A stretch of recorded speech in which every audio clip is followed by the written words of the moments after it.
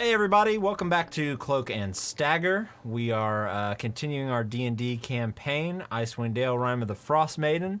I am your DM, Moose, and as always, we are joined by our brave group of adventurers here, Susenda, Aramil, Wilzu, and Sandy Ravage. They've currently gotten themselves in a little bit of a pickle, but we're gonna first rewind a little bit and get a little bit of insight on what happened last week. So, who wants to give us a recap? I'll do it. Okay, Wilzu, give us that recap. So, short and sweet. We went to the cairn with the intention of climbing it, looking for a man named Garrett, and also something about an adventuring group that was with him. So, we reached this mountain. It's a little difficult to start climbing it, but the goats lead the way. We found a couple goats as we were climbing up, saw them jump along the path. Oh, that must be the way to go. We follow the goats. A-okay, no problem. Halfway up the mountain, we happened to stumble into Garrett, half frozen and almost dead. Fortunately, we're nowhere near dead at the moment, so we're able to take care of him, pick him up, and brush him off and say, "You're good to go, but don't go home yet, because we don't want to go home yet, and stick with us. We're going up that mountain to find that adventuring squad that you were guiding." So he comes with us. We're climbing the cairn a bit more. When we reach, I don't think we reach the top, which it's near the top, but not the top, actual top. We find a cave. We decide to go in said cave. It's a little dangerous. There's a few chasms in it. Looks like if you fall down, it's a long way down. It's got a few ice bridges that I could walk over just no problem, probably, but a few of my other party members, maybe not so much. So we take the safer route along the inner edges of this cave, right along a cliffside, but no problem still. And we enter a huge room and find a halfling being played with as a toy by a baby Yeti. It's being rolled around just in the snow. Oh, we also found some gore right before that. A large dead Goliath, part of the adventuring party. I think his name was Wakinga. Yeah, Mokingo. He's a dead Goliath. Winslow doesn't care about such things. So his axe, however, very important. Mr. Sandy Ravage is going to take advantage of that. It looks like a very nicely made axe. I'm very excited to see him use it in the next few seconds, which I'll explain what's happening there in just a moment. So when we approach the small Yeti child playing with the halfling, it gets scared and it backs up, and the halfling regains his balance a little bit and actually stands up. And then a mound of snow starts quivering, gets up, and there's Big Mama Yeti, ready to threaten and destroy anyone who is in her home. Alas, she does not attack us. She merely goes in front of her child and stands there menacingly, to which we say, "Cool, halfling bro, come with us. We'll leave. No beef, no foul." And we carefully and slowly start making our way back. We make it to the entrance of the cave, thinking, okay, it's almost time to start running, but still, just chill, keep it slow. And there's Papa Yeti with a big-ass goat under his right arm, just turns and looks at us, pauses for a moment, and then screams loud enough to rupture your eardrums. And that's where we left off. That was quick and to the point. I like it. You tonight get you have inspiration right now. No, sir. Use it immediately. If you don't use it, get out you of lose here. it. Yeah, use it to run. So, with that being said, let me see. Looks like our tiefling is fighting with the dogs. So we're gonna go ahead and just jump right back into it. So, yes, as soon as you come to the mouth of this cave, sure enough, the Yeti, just like in the picture here on the screen, is staring at you and immediately drops the dead mountain goat, which you can only assume is probably one of the ones that you saw on the way up here, to its side, and lets out just a hair-raising roar right in your faces. And with that, we're going to jump right into combat. I need everybody to roll initiative. We thought we were going to have an easy way out. But now it's time to just sling fists and spells, huh? Pretty much. Jonathan, do I have to see my token to click it? You do Oh have yeah, to. we You can't see. our tokens right now. We're on the Yeti standing Yeti up. page. Oh yeah. I'm a jerk off. There we go.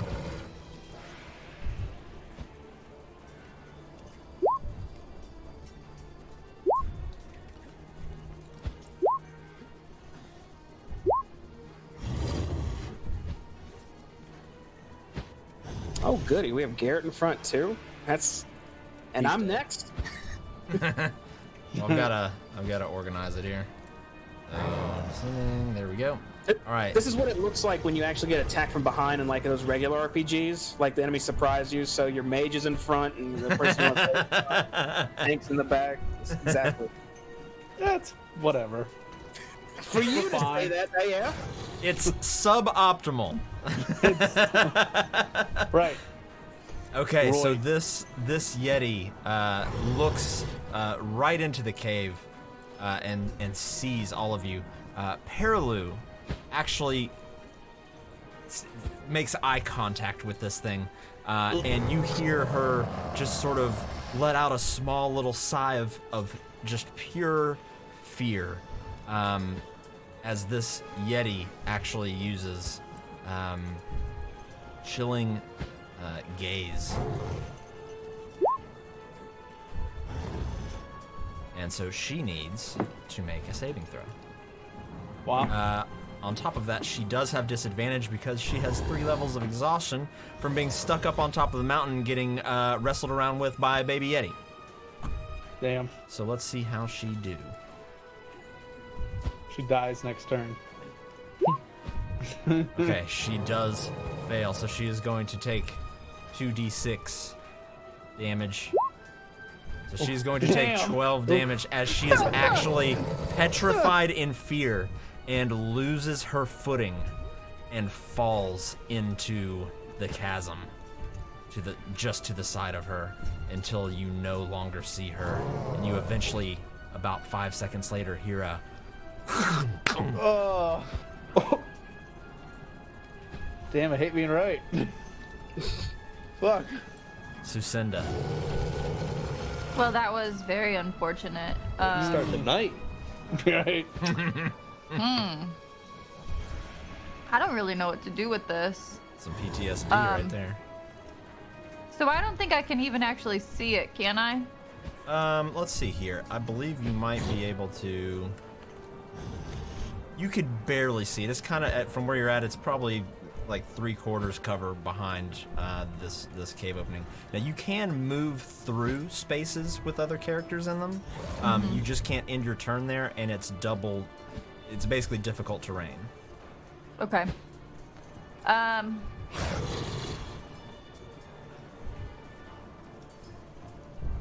going to try and trick this Yeti. And I'm going to try and cause tremors behind him. Now, please note, these are harmless tremors.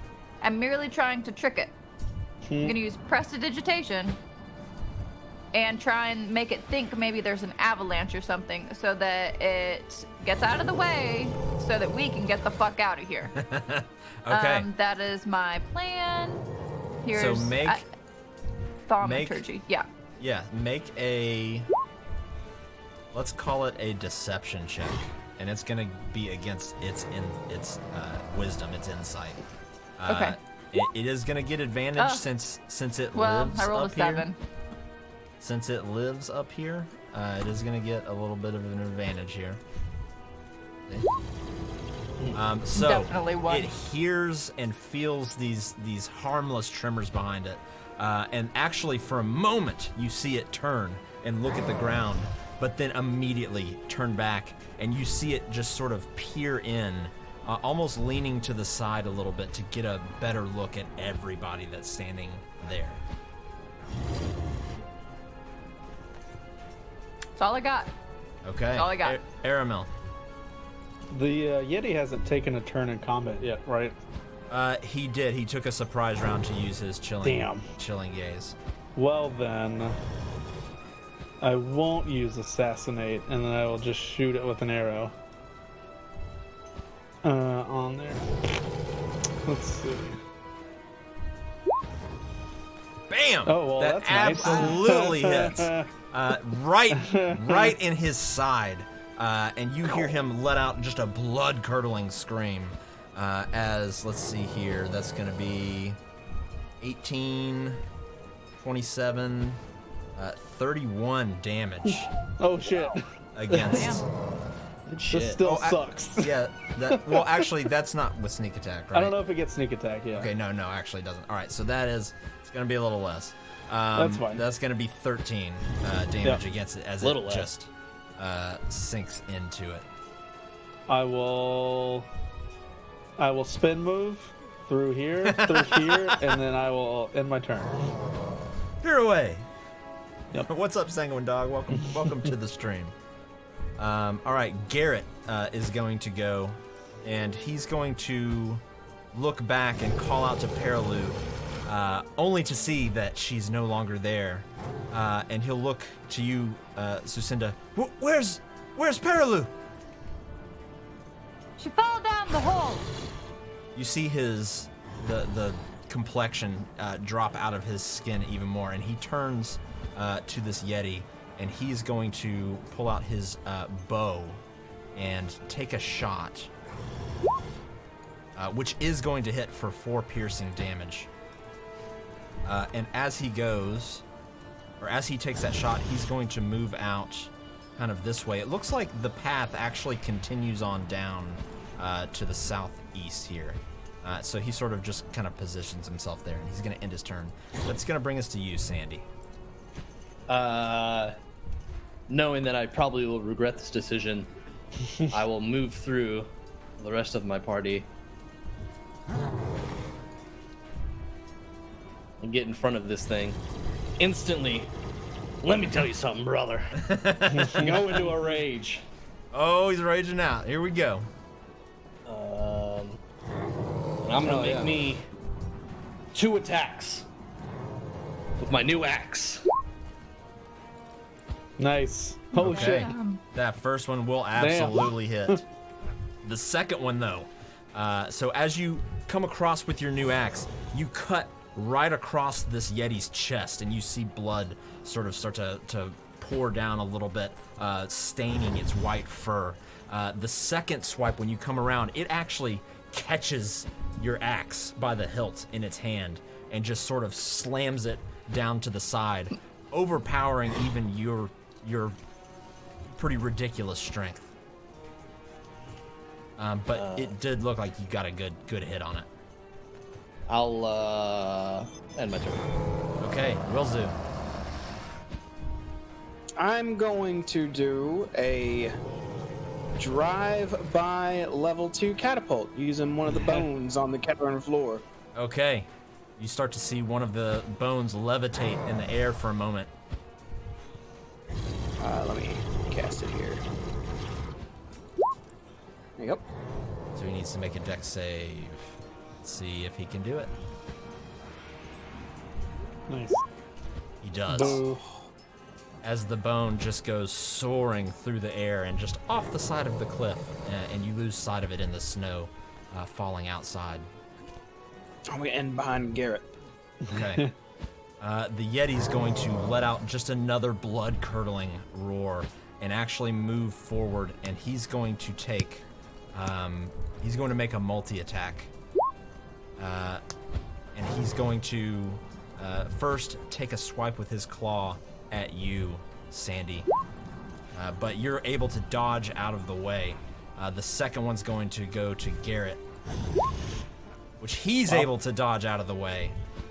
And after that, he's going to look up back into the cave and see you, Aramel. And you lock eyes with him as he uses chilling gaze on you. I need you to make a DC 13 con save. Oof. All right, you're able to steel Close. yourself. Ugh. You shake it off. You look right into this Yeti's soul, but you're able to just kind of shake off any kind of fear. Sucinda. I would like to cast, let me pull it up here. Fireball. Man, if Sorry. only. If only. I would that like would cause an to avalanche use up my here. channel divinity and invoke duplicity. Yes. Okay. Nice. So there's that. Here's a I've created paragraph. an illusion of myself. And I'm just gonna have it right now. I just want it to stand in front of me. And I'm gonna kind of move right here to make the Yeti think that this is me. Okay. Just in case. Just in case. And that's see, really let's all I go. can do because it's an action. So I thought I that's my could- action for this round. Okay. That's gonna Next bring round, us though, to you better Aramel. watch out. Perfect. I'm going to spin move over here, and I will do something different. I'm going to shoot him with an arrow. Hopefully, I can sneak attack him. Yep, you will be able to sneak attack this time.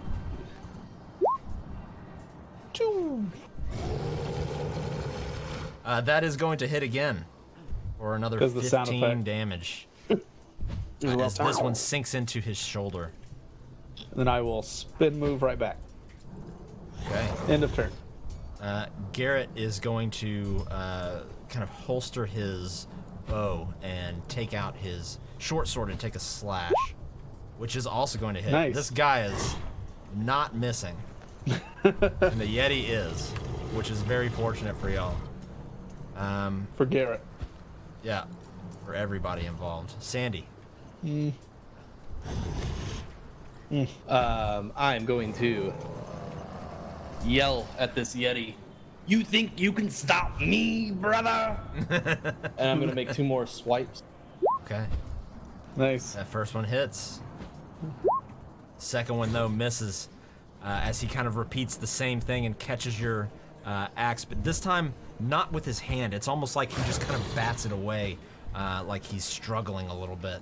He's definitely not looking super great. I'll end my turn. Will do. I am going to just lob a firebolt. Oh, it's very. Goes It's flying more off. like just an ember, just a tiny little ember. It hits the cave wall directly behind Sandy, and a couple of rocks start coming down and falling, and you hear a low rumble for a moment, and then it just sort of subsides. Fuck. I'm gonna end my turn here. Okay. It's going to bring us to the Yeti, who is going to take another multi-attack swipe at Garrett. This one is going to hit. And that is going to be 15 damage, which actually catches him right across the face and puts a nice little gash on Garrett's face, and he falls face first into the snow, and he is unconscious at the moment. He's going to use his second swipe to turn back to you, Sandy, which you managed to just block it with your axe again. Nice. And he will look to you, Wilzu, with his chilling gaze. Uh-oh. I need you to make a Constitution saving throw. I don't think I'm good at this. This isn't some sort of, well, no, it wouldn't matter if it's magic. And you succeed. Ooh. Solid. Tough. Damn it. Yeah, never mind. You're able to sort of look down and shake your head. This Yeti is a bitch. I ain't scared of this Yeti. Yeah. We saw Alright. what happened to Paraloo. Sucinda. Okay, we would like to walk up. There's 15 for one of me, 15 for the other one of me. And we are going to reach out and cast Inflict Wounds. And I do just so happen to have advantage because you see 2 of me, so you're confused right now. Okay. Okay, so I do hit with a 20, I would imagine. I hope. Yes, you do. Okay. Oh, it's only 12. 12 necrotic damage. Nice. That's still good. Good It job. was really bad rolls though, but I'll take it for what it is. Okay, and now that we've hit you, we're like, oh, okay, bye. And we go back our 15. Okay. He is going to take a swipe at you as you run away. Which one of me? The one you moved first, which was the real you. The real me. It's a bummer. But he's going to miss. This Yeti can't roll for shit. Ooh. Okay, Aramel. We're gonna do something. I'm gonna spin move. I'm gonna draw an arrow, and I would love to sneak attack him. Okay. Another. Man, hot tonight. Dude, you are on fire. Need to hit the roulette tables. All right, so that's going to be 10 damage against this Yeti, which just lands. This arrow goes soaring through the snow, through the air, and lands right in his neck. And you see blood just sort of start to, even more blood, just start to drain down and stain his fur. He looks like he is right on the brink of death, but is still sort of staggering and swaying there. Garrett is going to make a death save. He's going to succeed. Sandy. I'm gonna look this Yeti in the face. Oh yeah. I'm the Tower of Power and I'm too sweet to be sour. Yes. Oh no. Oh no. Okay, so the first swing, he actually looks up and sees it coming, and he catches your axe in his hand and takes it and just throws it deep back into the cave, and it lands back here, slides across the ice, and is just perilously dangling off the edge of this ice path up to your north. You try to take a second swipe at him with your fist, but he just dodges out of the way. Wilzu, what you got, buddy? No guarantees is what I got. But here comes a chance of burning him to death. Oh. Another one flies off. I feel like me and Wilzu are just linked tonight. Neither one of us can roll higher than a 10. I'm gonna lay down next to Garrett's body and cuddle up to it.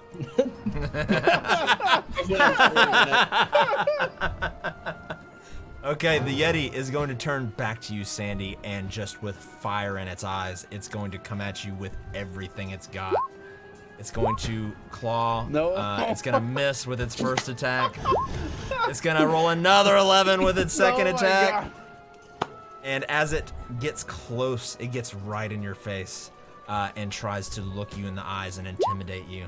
I need you to make a con save, which should be a no-brainer for you. You succeed. Yeah.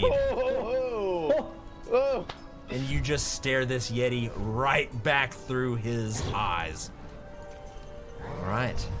That's going to bring us back to Sucinda. Okay. My fake self wants to point at the Yeti, and here's a bell ring, so it needs to try and succeed a wisdom saving throw. Okay. My save DC, is that what you need, is a 12. Yes. All right. He fails. Okay. Since he has taken damage, it's 1d12 of damage, potentially 5. Okay. Nice. This Yeti, you see him, Sandy, you see this Yeti looking you right in the eyes, and then out of nowhere, his gaze just goes straight up into the air, and you see it just grab its head and start roaring furiously and just shaking its head, and it loses its balance and falls back off of the edge of the cliff and tumbles down the mountain Oh shit. until you can see it and hear it no more. We are out of combat. Wanted that pelt. I'm so sorry. I did not know. You should have spoken up. I get back up. Sucinda, Both of us Down walk here. out. I'm still concentrating. right here, this one. If I'm we gonna can both carefully- talk, I just want to say, yes, how can we help you? And they both talk in carefully. unison. Yeah. In perfect unison, they talk. Garrett's down. He needs a little bit of help. I've already saved him several times. By several, I mean one. Okay, let me save him again. I'm trying to see real quick. Hang on. Level. I'll watch Sandy Oh, over the I ice. imagine it's been like a minute. I'm not going. I look. I'll and see, carefully. how thin does this ice look? So, looking at the ice, it looks fairly thick, probably about a foot thick. I don't think I could do that, Airmail. I weigh too much, and holding all these rations for Sin like puts me up there. Right. Yes, I will get it. Oh, I heal the dude for 9. I heal Oh. Garrett for 9. hip toe. Okay. You see life just spring back into his eyes, and he.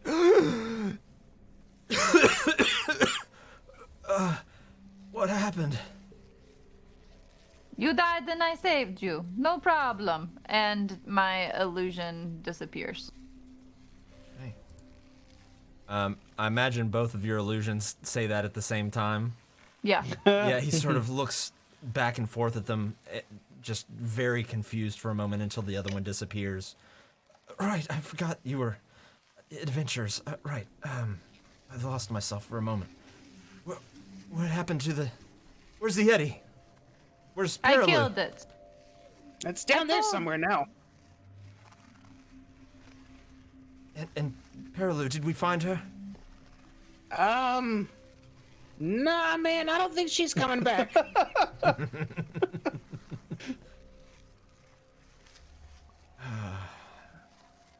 I have truly failed. Well, have any of you seen Asterix? Asterix. The- Asterix, the no. tiefling. Oh, the third one. No. We haven't seen him yet. But we're likely gonna. And I'll turn to see Aramil just out on the ice and just stop talking and just look at him.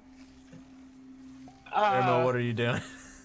Carefully grab the axe, Okay. and I would Make- try and pick it up. Just try and drag it. Make an acrobatics check for me. Oh, we got it. Yeah. Hopefully. Vozu, what is happening with Aramel? Okay. Oh no. You carefully walk out on this sheet of ice. You don't hear any cracking or anything, but you're walking in such a way. You're walking very weird in just trying to make sure that you're both not slipping, but also not putting too much pressure. And as you go to take a step, you put just the ball of your foot down first, and it just slides out from under you, and you hit the ice sheet with just a crack, and land right on your shoulder, and you start to slide a little bit towards the edge, but you stop with just your calf hanging off the edge, and just laying right there in front of you is Sandy's new axe. Does he have So his I'm like- crampons on? I I'm hope like he has his I'm crampons. Tom Cruise, like Mission Impossible, like on the floor. I like to throw my rope out to him just to kind of give him an extra hand. Yes. Okay. Get Yeah, the you're able rope. to catch it, no problem. All right, cool. I got it. I got the rope, and then I will grab the axe with my other hand. I like your props there. I just had it. Objectivity. I will grab the axe with my other hand, Okay. and then I'll just like do a little tug-a-roo on the I'll rope. pull him. You got in. the other end of it. I'll start pulling him. Oh, Okay, and you start sliding back towards the edge Can't deal. until you hit the rock and snow. and scene. Yes. Thanks, Arabelle. I Yes, appreciate yes. that. That I was. I'd hate to only have to be able to use this axe one time, and then it be gone forever. Yes. Even though I never will use it, I just had some strange desire to make sure we did not lose it. I wonder if that other guy's okay. I guess we back- could go check. Camera pans back over to you, Wilzu. What are you doing? After seeing Aramil just recover, I had my hand up, aimed at him. It looked like I had a spell ready to go, but I just lower my hand back and sigh. Okay, good. Close there, Aramil. That was very close. Yes, too close, but we're still here. We are. Unfortunately, we're 2 for 3 on the dead adventurers right now, and I'll turn to Garrett. But you said there was a third? Asterix? Yeah, yes. Asterix, the tiefling. She was, don't really know much about her. Just that she mumbles a lot and, swore all the time. Very foul mouth, but a good companion nonetheless. We could go look at those heads again. Yeah, and there's a chance she may be buried in the snow in the actual main Yeti hall as well, right? And Wilzu, make a perception check for me. Can do. Actually, with advantage too, since you've been standing. I love there for a minute. advantage.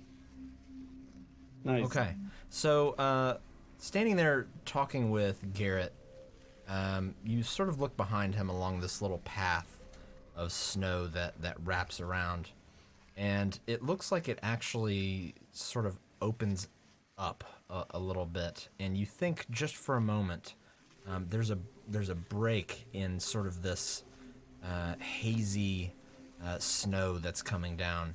You think you see maybe something like an outline of a tent or something, not too far away from where you're currently standing. I'll kind of narrow my eyes and peer forward a little bit and take a step out just to verify I see what I'm actually seeing. Then I'll turn to everybody. You know, we might be able to leave this place behind. I was thinking about going back in, but I think I see a tent in the distance here.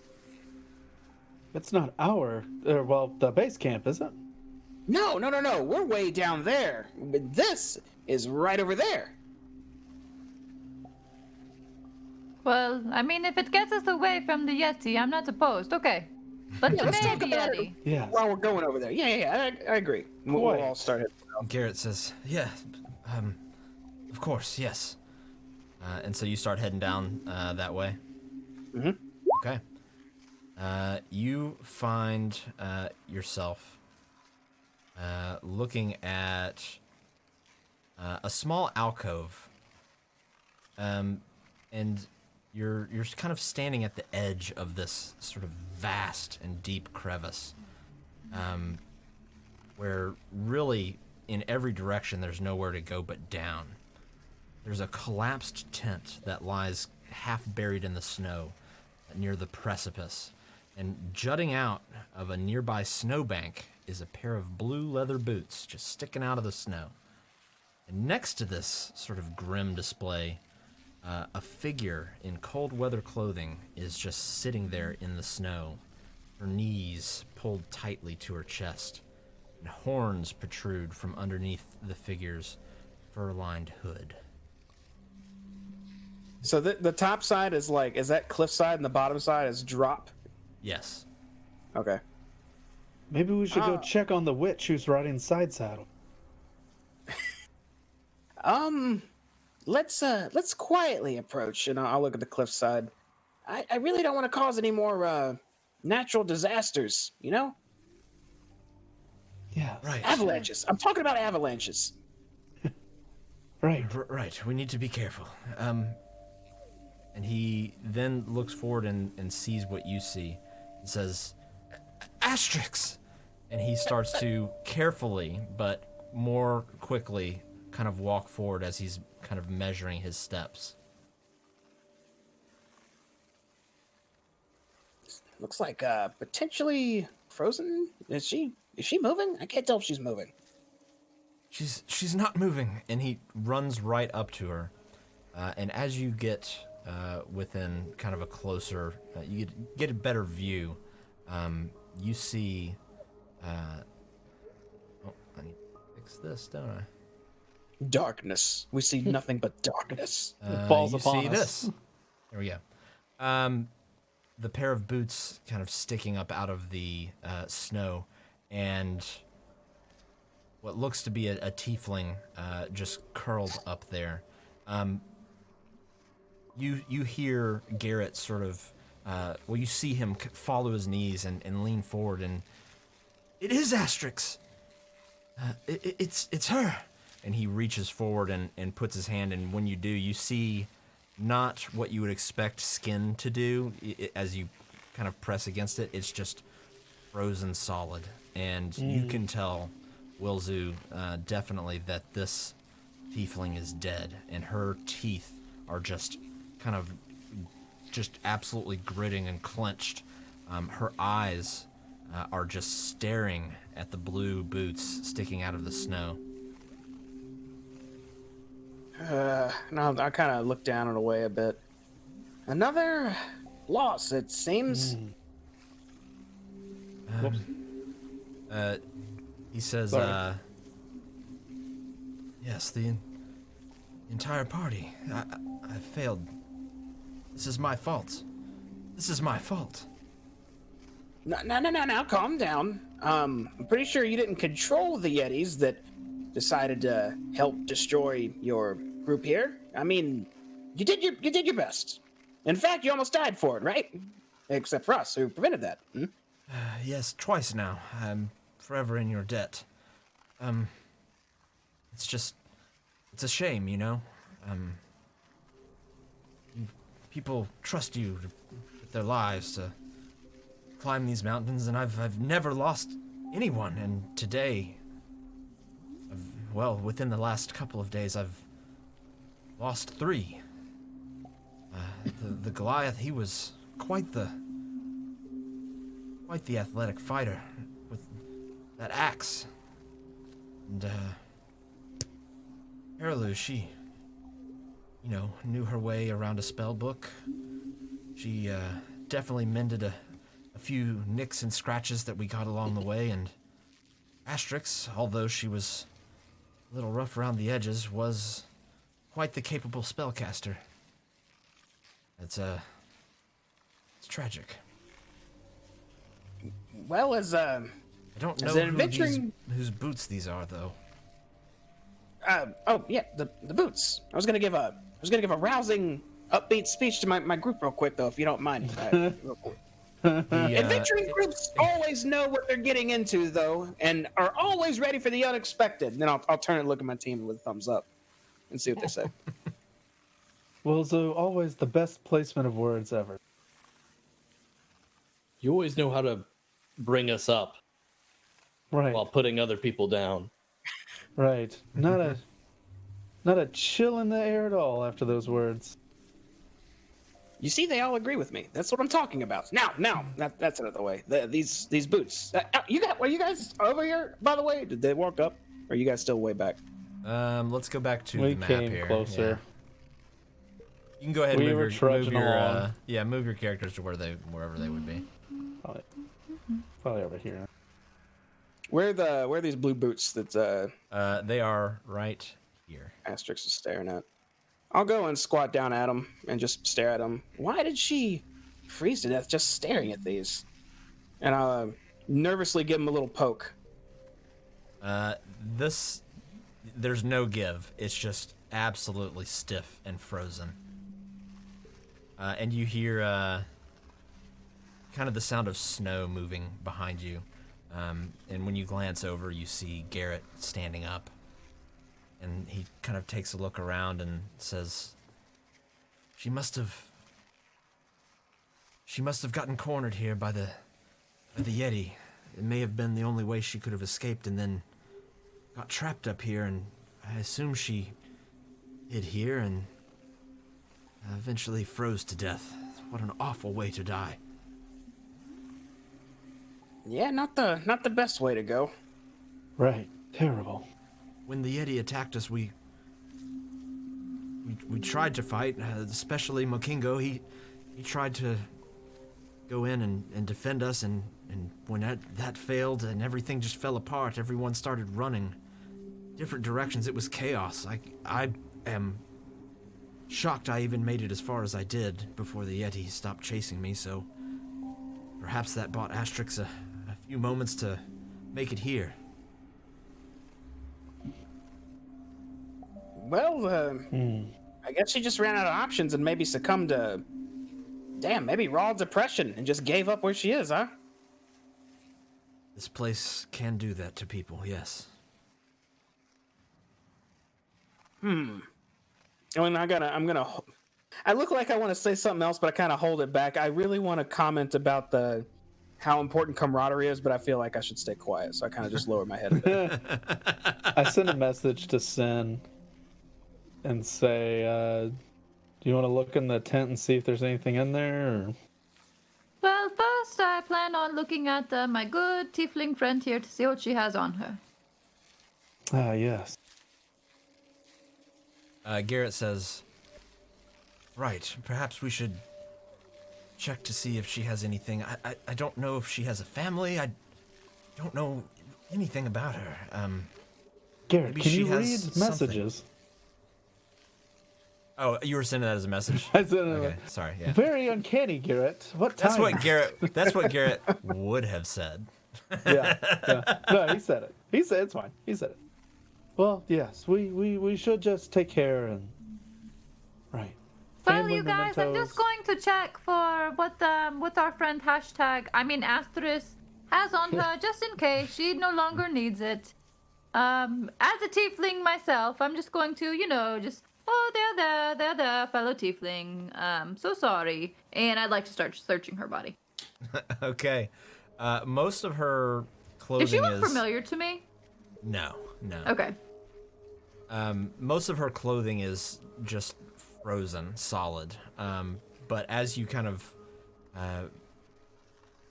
maneuver your way around, you're able to kind of break some of the ice that's formed on her, and you find a small pouch just inside of her coat. Wilzu, what are you doing at the moment? What is everybody else doing? Are we all just kind of standing and watching Sucinda pilfer this dead body, or Just helping Is as there- need be. Are there legs attached to these boots? it seems like it. Okay. Sandy, I think someone's under here. Do you want to... I'll say no more, and I'll pat him on the back, and I just grab one of the boots and just kind of like lift it up, like trying to lift someone up by a leg. When you go and lift up, you hear a snapping and cracking sound as you pull up the boot, but with it comes the foot and the shin all the way up to what looks like used to be a knee. Oh, I just meant move the snow, Sandy, not rip the leg off. This is awkward. Garrett sees this and he kind of runs off to the side, and you see him actually vomit in kind of this little rock formation off to the side. No, you need those fluids. No, you need Garrett. I'll just kind of shrug and throw it off the cliff behind me. No, take the boot off at least first. Did he take the boot off first? Nope, it's gone. There's another boot though. Oh, we're not in like a valley here. So on one side the rocks go up, on the other side it goes down. Yeah. So on the south side you're looking at it goes down. Did a window pop up saying the main quest cannot be completed now? Nothing popped up, no. Well, you wanted that, Wilzu? Were you hungry? No, I'm not hungry. I just found it odd. I mean, blue boots, really? Either you have no fashion sense, or there's something unique about those. Well, this boot now. All right. From the force of him pulling this leg off, it did shift the body around, and you can see that it's the body of a dwarf, but it is missing its head. And now its leg too. Well, I guess this That's is one of the depressing. trophies in that cave, huh? You hear Garrett continue to vomit in the distance. Oh, what kind of adventuring leader has a soft stomach? Sandy, be nice. That is not kind. Right. You either deal with your psychological problems in the moment, or you pile them up and freak out years for later. Is there Which is anything what I'm else on doing. this skeletal dwarven or this dwarven body? Kind of just going through it. There's really not much. There's an empty wineskin. There's a frozen half-eaten block of cheese, and it looks like there's a miner's pick attached to his side. I want to take the other blue boot and give it a good solid look over. Do I sense anything about it, or is it just a blue boot? Looks like just a blue boot. Okay. I'll hand it to Sandy. He just looks like he just had terrible fashion after all. Sucinda, when you manage to finally pry open this frozen satchel, inside you find a vial that's actually not frozen. It's got a liquid in it that's not frozen. It's kind of a almost a light blue liquid in there.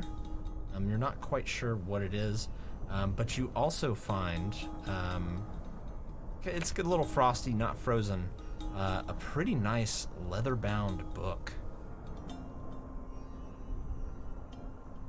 What color? So you said it's a leather-bound book? Mm-hmm. That is a nice book. I would like to open the book. When you Read so the it's, diary. it's got a I'll come read over. like a little Shoulder. latch. Okay, it's got a little latch, like a strap, almost like a belt that latches over on front of it. And on the front of the book, there's almost like a few different designs on it that really don't mean a whole lot to you. Just it looks just like a very nice book. And when you crack it open, you see written in there, there's quite a few pages. A lot of them are empty, but at least 6, 7 pages maybe of text in there that are written in like runes, and it looks like very maybe fine ink. Everything's written very precisely in here, almost like instructions, but you can't really decipher exactly what it is, what's written in here. Does anybody read random figures? Hey, Wilzu. This may be up your alley, right? You like fine ink on paper? I Didn't like you to say think of stuff myself. about that? Yeah. I do enjoy a good read or a well-written tale. Why? Well, this looks pretty, but I don't know, it's just random figures, to be honest. You want to look? Sure, I'll take a look. I'll take the book from her and I'll open it up and stare at it, and I just see the runes and stuff, right? You do, but you're able to make out what they are because they're magical, and these look like some sort. These look like an assortment of different spells. This was this tiefling's spell book. Oh, I see what you found here. This is all of her, and I'll flip page after page.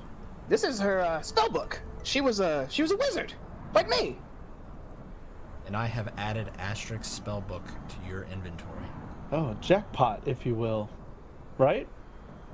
Anything good?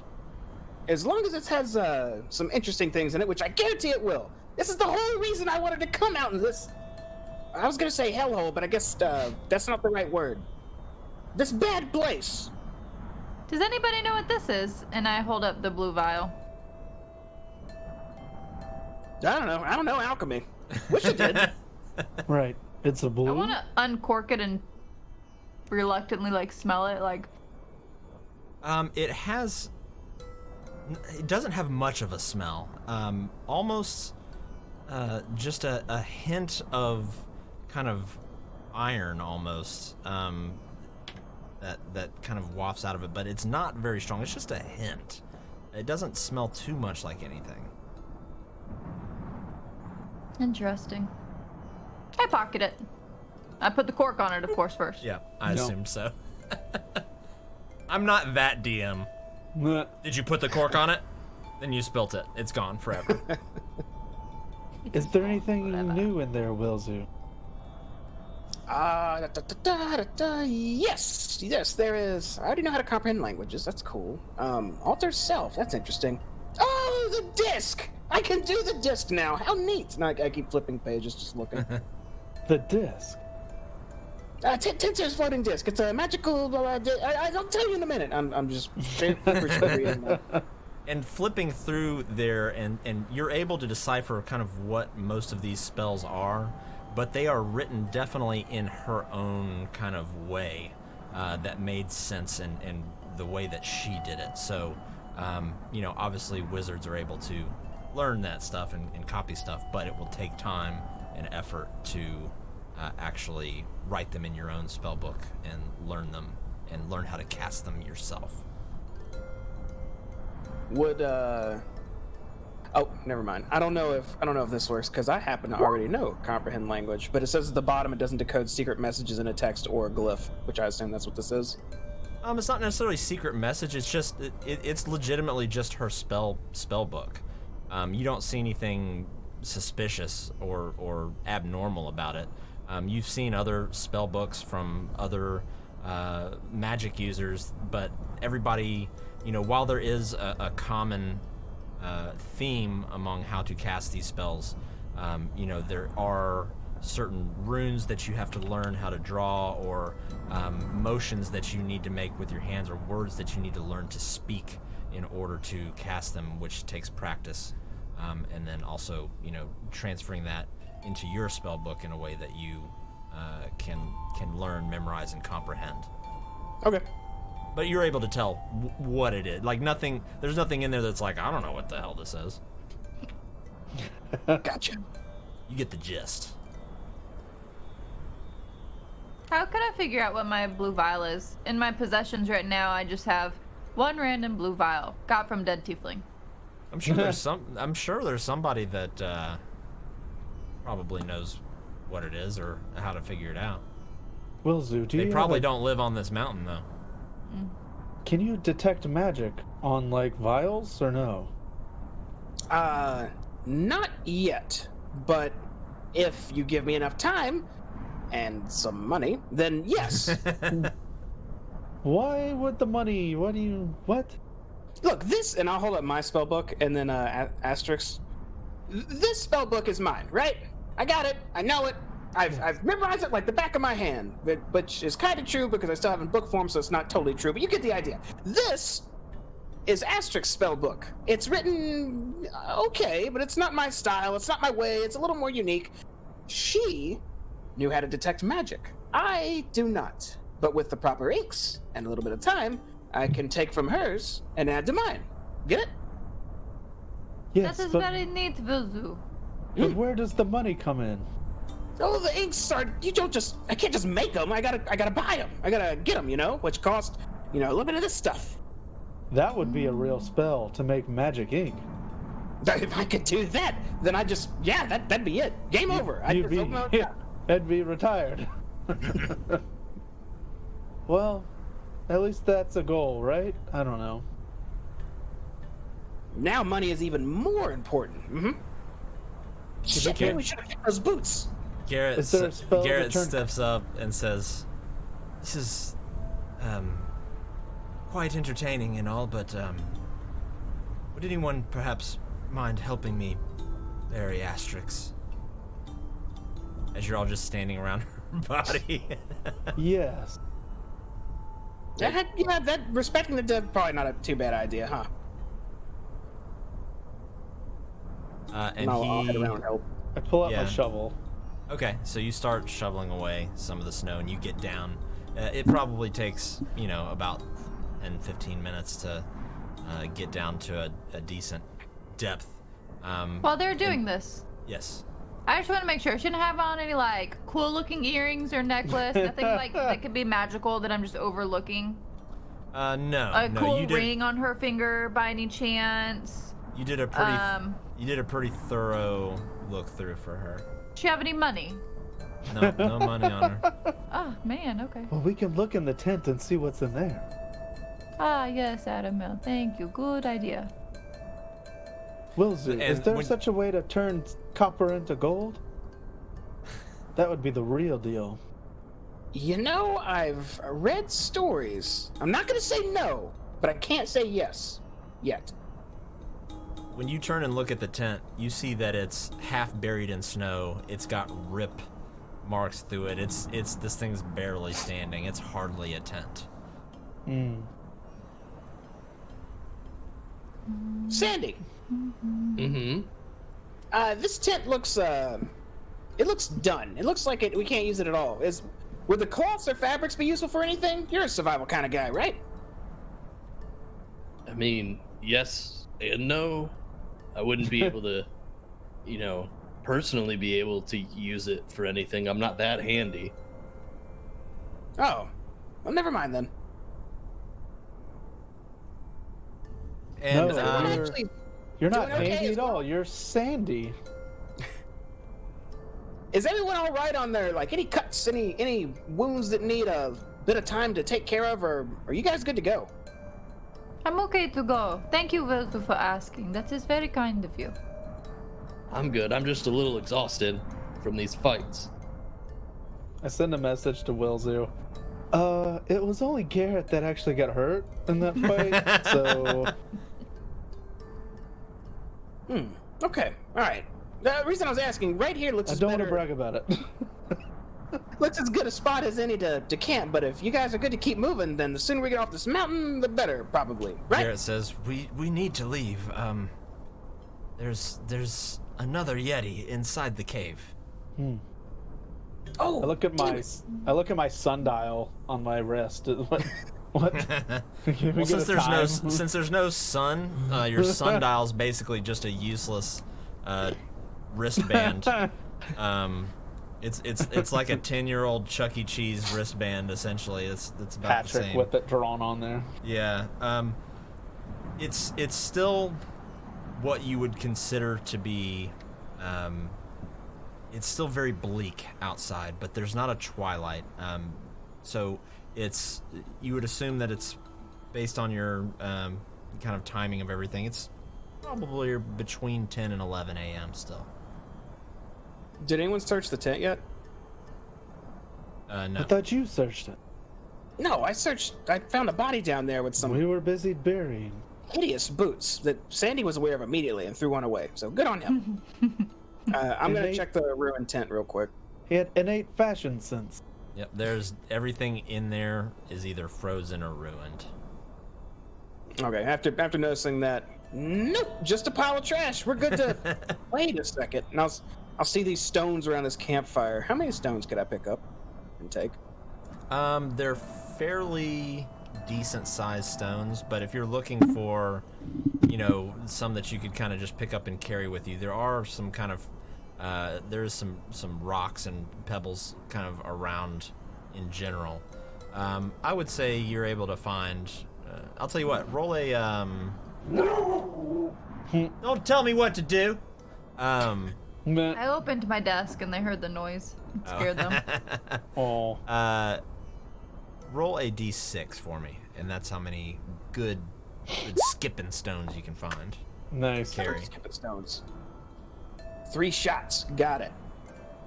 And then I'll continue saying, okay, now we can go. Got some good rocks. Is there any wood in that fire pit? No, and everything there is just kind of it's completely frozen over. You can see that what's beneath the frost and ice is just smolders, just ash and things like that. Coal, essentially. Garrett says, right, well, I suppose we make our way back down the mountain then, yes? Yes, we do. Right. And you all begin to head down the mountain the same way that you came up. It takes you probably about an hour and a half to go back down the mountain.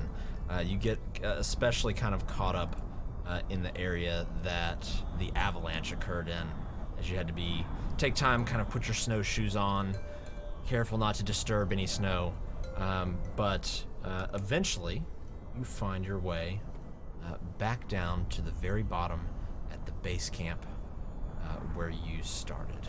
Are all the dogs there? They are all there. Oh, good. Good. You have to imagine it's probably around midday at this point. Okay, well, this place is untouched so far. That's good. Yeah. Let's gather the hounds and make way, right? Garrett, you probably know how to do that, right? Yes, and when Garrett says something, you see all the dogs immediately turn and look over that way, and they all start wagging their tails and barking excitingly. As he sees the lead dog, Boy, he runs up and immediately just kind of gets down on his knees and starts, rubbing, scratching behind his ears and everything and hugging him. It's a very, very sweet moment.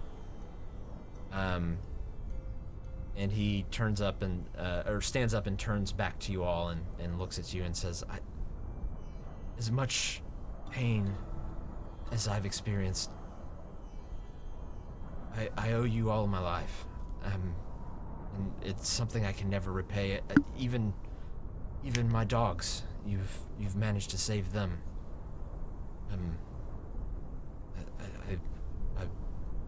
If there's ever anything I can do for you, please, if it's within my power, I will. I'll kind of stand up. I do believe, if I remember correctly, you promised my boy Aramel something over here. I kind of like look at his bow. Yes. Is it better yeah, than mine? It's nothing special, but and kind of looking at it, it looks pretty much just like a standard bow. I do this to Sandy, I remembered incorrectly. Never mind. I'll just kind of turn around. He's like halfway through taking it off from around his body and says, all right. Well, I Yes, suppose it's not the worst idea for me to hold on to it for the trip back. Yes. To be honest, the dogs are not going to be able to pull all of us as we don't have a sleigh. And if we did, we would require a lot more dogs to pull it. Think reindeer. But perhaps if we all travel together with the dogs, we could keep an even pace and make it back. Did you want to head through Caer Connacht and take the trail around? It would take, probably a little over a day. Or did we want to maybe brave the tundra and head straight back? How did we come? We took a direct line through the tundra, which is why we should take the safer option this time, as we're not really in a rush anymore. I'm glad I am met with nothing but silent agreements. No, I said Garrett. I said Garrett's name earlier. I was waiting my turn. Garrett. Yes. You said if there was anything that I needed or wanted to let you know, yes? Within my power, yes. Yes. Eventually, one day, not today, of course, obviously not today, but eventually, if the dogs have puppies, can I have one? I want a puppy. Absolutely. Okay, that's what I want, yes. Thank you, Garrett. I had a question for you, too, before we took any path down. The whole reason you came up here was with that adventuring group to find some sort of, Goliath that could shapeshift or something? Does that sound right? Yes, it was, yeah, you see him kind of grab his head almost like he's trying to just shove the name back into his head. Min something, Minard. Oh, and then Sandy, you would know he's referring to Oya Minartok. Yes. I repeat exactly the name you said because I could say it very easily. And he looks back and says, yes, that's the one. He was looking for it. He was quite vague on the details, most of the time I lead excavations up the mountain for sightseeing, not some grand adventure. Something about he wanted to challenge it, and that if he won, that he would be worthy of something. I don't. Again, he was vague, but he was very determined, and he had actually hired the rest of the team. So as soon as things went south, that was pretty much the end of our expedition. Sandy, does any of this interest you at all? Well, if he was trying to wrestle or fight another Goliath for whatever it may be of victory and high praise, he was looking for the wrong Goliath. It would have been Sandy mother frickin' Ravage that he would have wanted to wrestle. But if there's a Goliath out there that thinks he's a bigger competition than me, there may be something that we need to take care of before we do anything else. So Sandy, deep underneath that hard talk that you just put out, you remember from your childhood the tales of this. It's a legend, really, and there were people that set out to find this creature that never showed back up, or they showed back up with nothing to say other than that they defended themselves against goblins or orcs. So it's somewhere between a legend and a myth, but regardless, it was told that this creature was immensely powerful, and any Goliath who found it and was able to best it in battle would be not only gifted with some sort of power, but also become a legend within the tribes of the Goliath here in Icewind Dale as well. So it's definitely nothing to scoff at, for sure, and you would know that. But they wouldn't? They would not know that, no. This is something you would know that they definitely would not know, yeah. Well, I stay strong, even though I may be shaking in my boots a little bit. No, but just a thought. You also know that it's, if you didn't want to go with its whole name, it's also known as the Winter Walker. Ooh. Boopy. And it was used in stories for Goliath children to keep them in line, that they behave, or else the Winter Walker, Oyam and Artok, would get them. Almost like Santa. Yeah. Well, like Krampus, more. Yeah. Or Belschnickel. Yeah, sure. But there being something more stronger and better than the Macho Man Sandy Ravage, just a myth. So it's not real. Okay, that's. Oh, I didn't say it wasn't real. There's a myth. You know, one of those things where it could be real, more than likely isn't, but, you know, if it is, just like, don't be super surprised. Oh, okay, I got. All right. Okay, I got it. Sounds like it's real. Well, I don't know. I'm just. Yep. Okay. Garrett. Yeah, that was it. That was. I was just curious if y'all had any success with that. Yeah, we have a Goliath ourselves who is, as tough as they come. So, if this thing is just around the corner, we should let him, just real quick to be the best he can be. You know what I mean? From what he told me, this creature wanders Icewind Dale out in the tundras, on the cairn, all over the place, and for whatever reason he thought, well, he felt that he would find it on the mountain, and all we found was death. Oh, so keep them hopes up for out on the tundra. Got it. All right, if we see him, Sandy, give him one in the jaw, right? Absolutely. You know me, I back down from nothing or no one or any monster. Precisely. That being said, now we can take the safe path down. Okay. So we're all heading kind of... let me pull up the map here. Where is it? I got a bunch of stuff here. There we go. So currently, you are on the...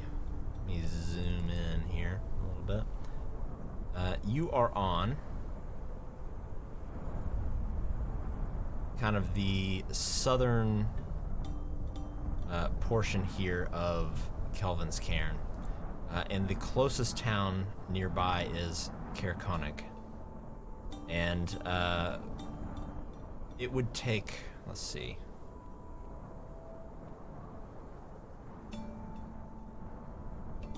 It's about almost 4 miles away from where you're at now, so it'll take quite some time. You can get there by nightfall, probably, if you keep your current pace. So we're heading southeast to Cairconic then?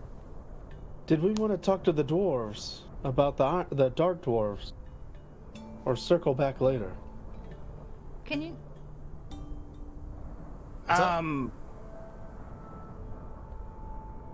Cinder, were you Can saying you something? spell Cairconic? I don't know how to spell that from my notes. It's CAER hyphen dash KON as in November IG.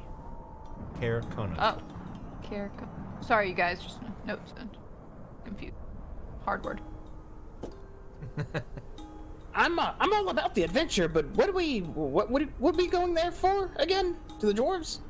Ask them if they know anything about the dark dwarves. Remember, we broke several international laws of torturing one? Oh, that's right. Allegedly. Well, like maybe where they live, so we can track them down and get back our Charlotte. you're Chardelin. Charlotte, that's the one. Garrett speaks up and says, not to impede on your mission here, but a couple of things to note. If you're planning on going to the Dwarven Valley, sleds don't really go down into valleys too well, and if I'm being 100% honest, I'd really like to go home. I don't mind taking the more direct route or going around the 10 trails, but I am ready to go and be home with my husband again. It's something we can always come back and check later, I guess, if it's convenient. I'm fine taking Garrett home now. Yeah. How generous, Wilzu. How generous. Yes. Yes, Bozu, that's fine. Well, the safe way or the direct way, whichever you want. Yeah, I think the safe way, unless someone puts up a fierce argument otherwise. Safe way it is. Right, so we head to Cairconic. Mm-hmm. So he, I see the spelling now. Yeah, It's right there on my map. there you go. So he turns and starts to get the dogs all properly strapped up and strapped together, and reattached to the sled.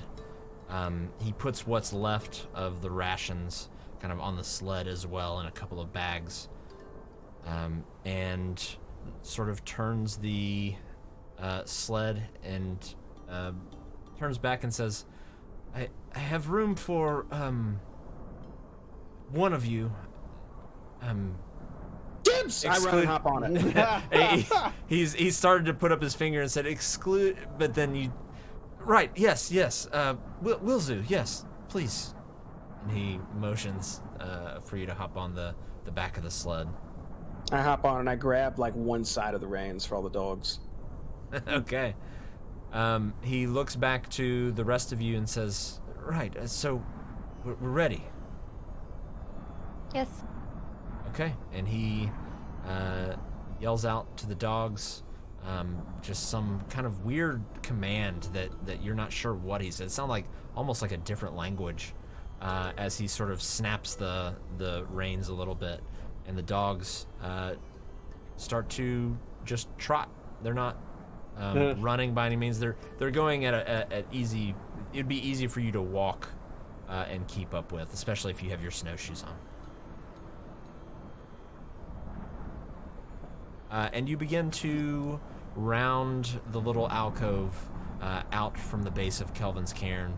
And as you go, you still see spines of rock and mountain kind of coming down from the cairn itself. But nonetheless, you begin to head southeast towards Caer Konig. And that is where we're going to go ahead and take a break tonight. We're going to take... we're gonna take a 10-minute break this evening. So, let me zoom back out here. Is that the Goliath on the front page right there? Transformed? The Goliath on the front. No, that I have on the screen right now. Mm-hmm. That's him, right? I mean, if you I don't want think it to we know be, what that is. I have no idea what that is. Except the Goliath, right? Is it the Goliath? if you want it to be, sure, in your mind, it can be. It can be whatever you want. We're using our imaginations tonight. So, y'all give us, I see we got quite a few viewers here right now, so give us 10 minutes and we're going to get some drinks, use the restroom. We'll be right back. If you're new here and you're enjoying the stream, give us a follow. We do this every Saturday, and we've got our finale on Monday of our other campaign, so definitely jump in for that. So, with that being said, we will be right back.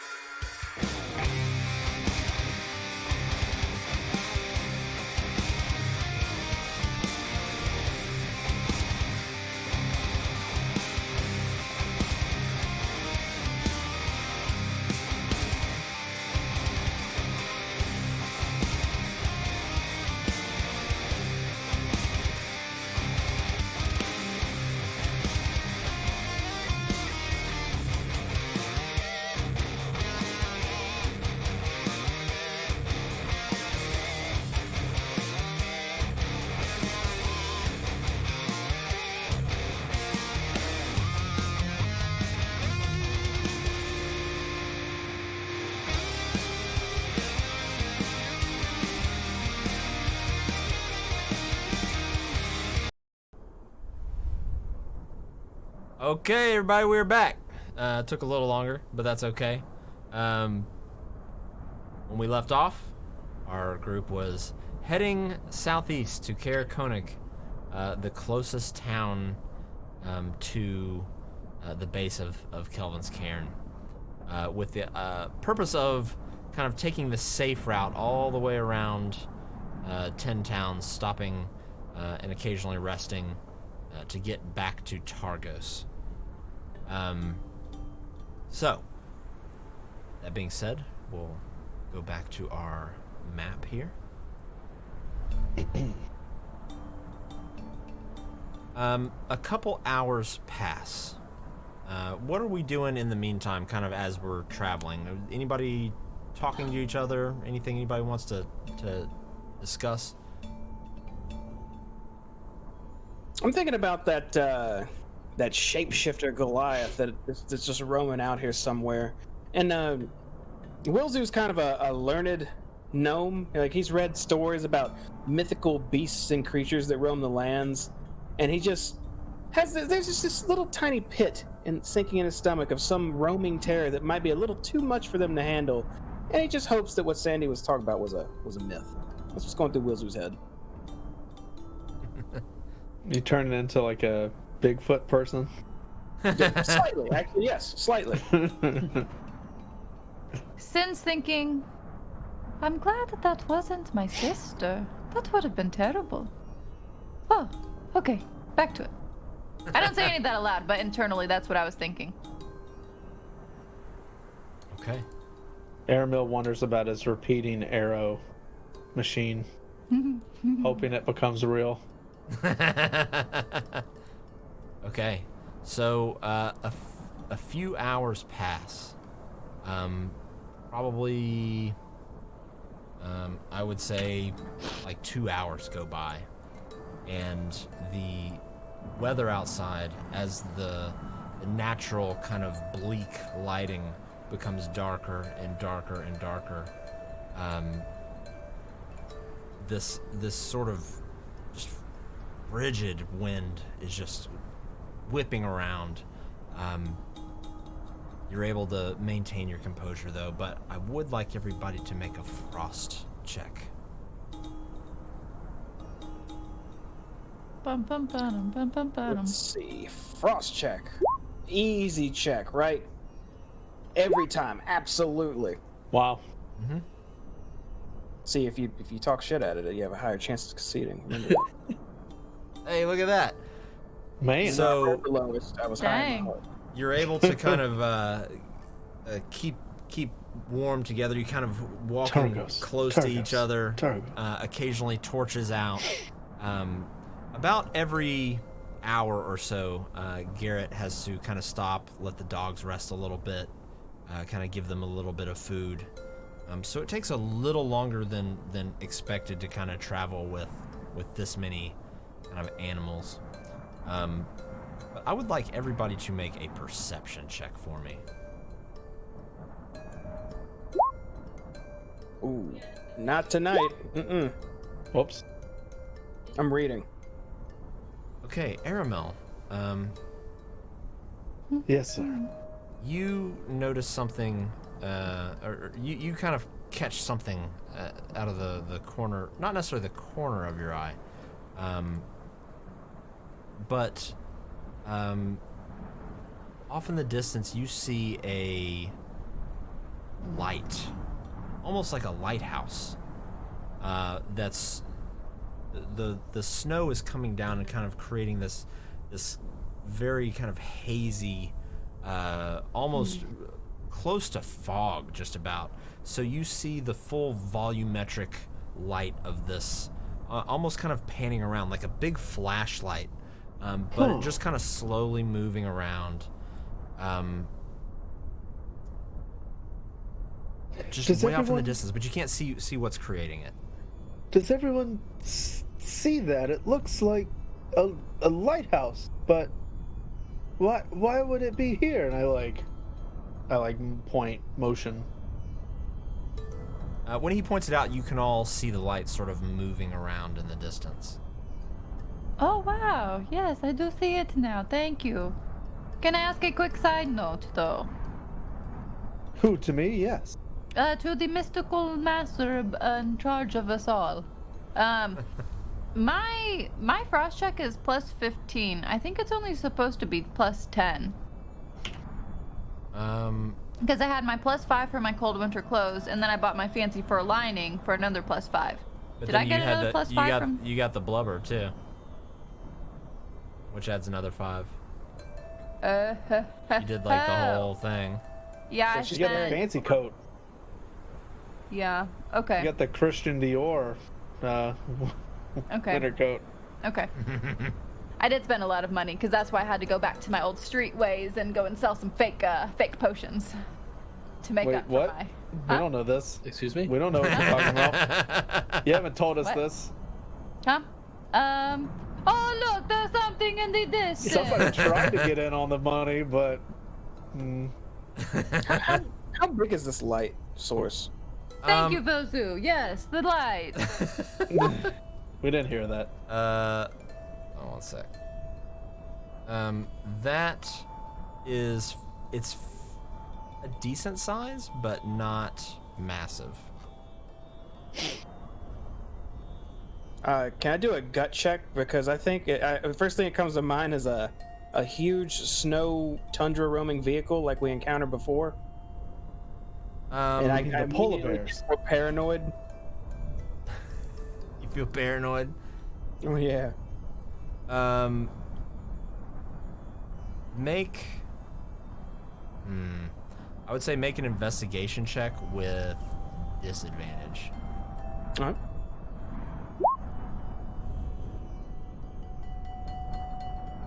Okay. It's hard to say.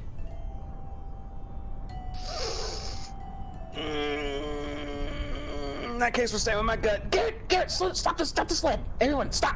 Cease. And get down. Yeah. You can't really hide. He says, "What? What?"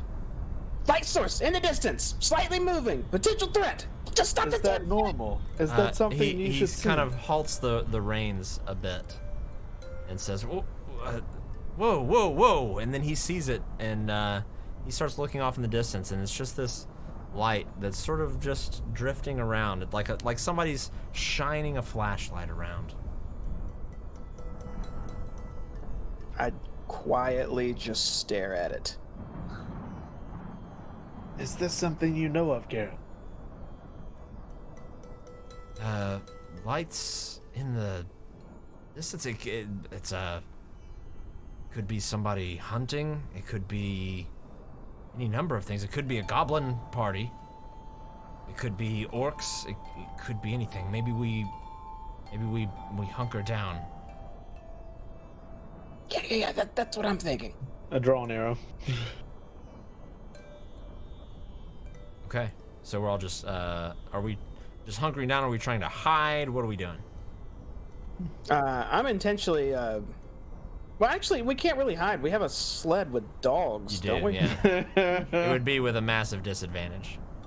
So if anything, I'd say I'm just watching intently for any threat from that direction of the light. Okay. Until either it stops or it just keeps going at a distance. Bless you. That was my squeaky mouse sneezing wife. Okay. So the light,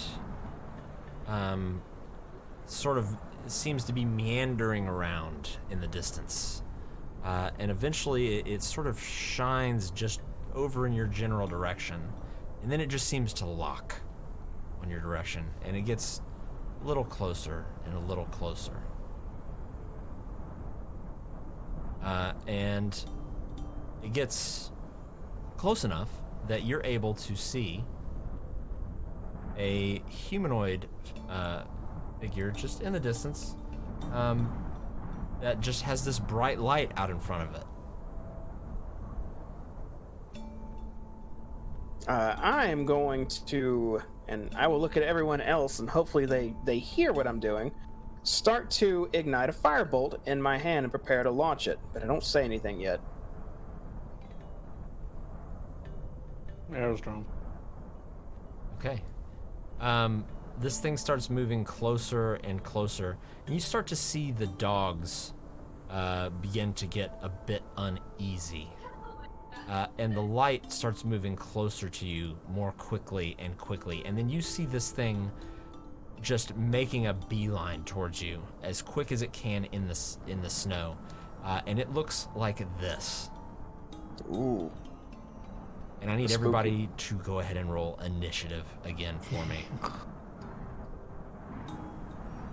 I hate it.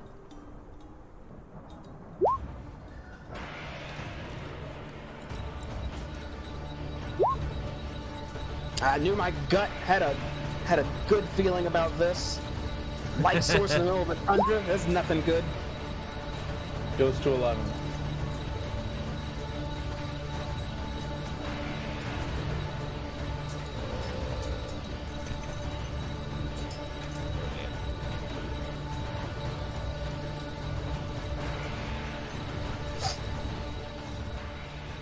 Okay.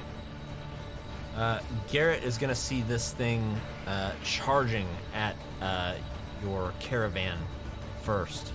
And he is noticing that the dogs are just restless and sort of barking and howling at this thing. And he's going to pull out his longbow and actually just knock an arrow and just let it fly across here. Let me pull up his page. There it is.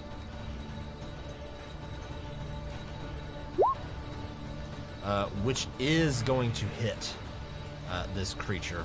Nice. Whatever it is, for 7 damage. And you see it sort of stumble a little bit, but still continues to make its way towards you. Sucinda, what are you doing? I'm gonna do the exact same thing. I'm going to notch an arrow with my crossbow and hope that I hit it.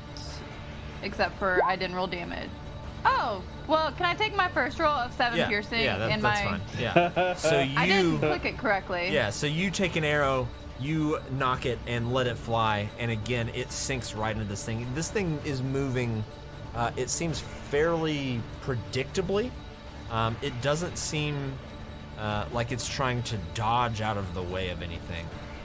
It's just sort of hurtling itself directly towards you. And you kind of throw it off a little bit as it's making its way towards you. Wilzu. I'm about to lob my firebolt now that this thing is stumbling at us very quickly. And I pause and I look down in front of me and I see Garrett next to me and then I just see all the dogs at the very front of this. And I just take for a second and then shout, shit! And I just minor illusion like a 3-foot cubic wall in front of the 2 dogs right here. So that way they're kind of out of line of sight. Okay. I will.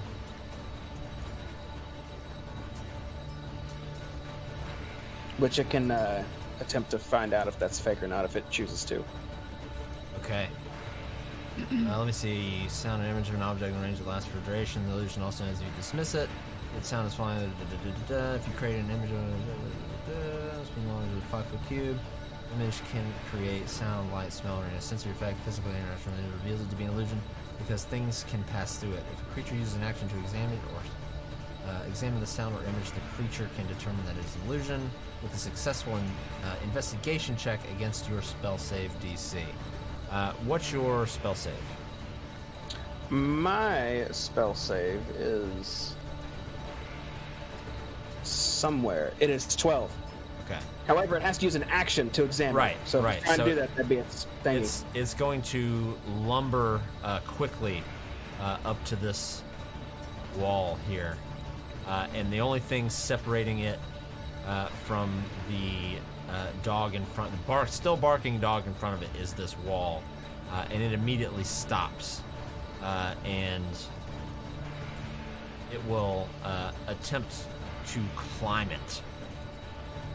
And when it does, it falls through the illusion straight on its face, and you see the light just sort of dim in the snow as he falls prone. Aramel, it is your turn.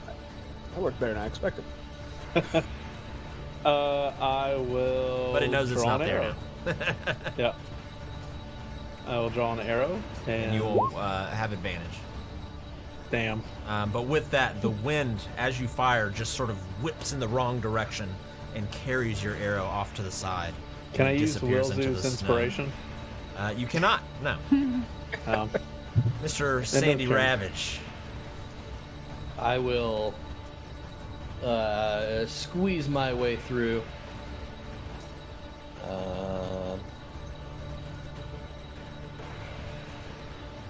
Going through someone is double. Yeah. So it'd be 10 feet of movement to get through them. Okay. Well, then I'll stop here.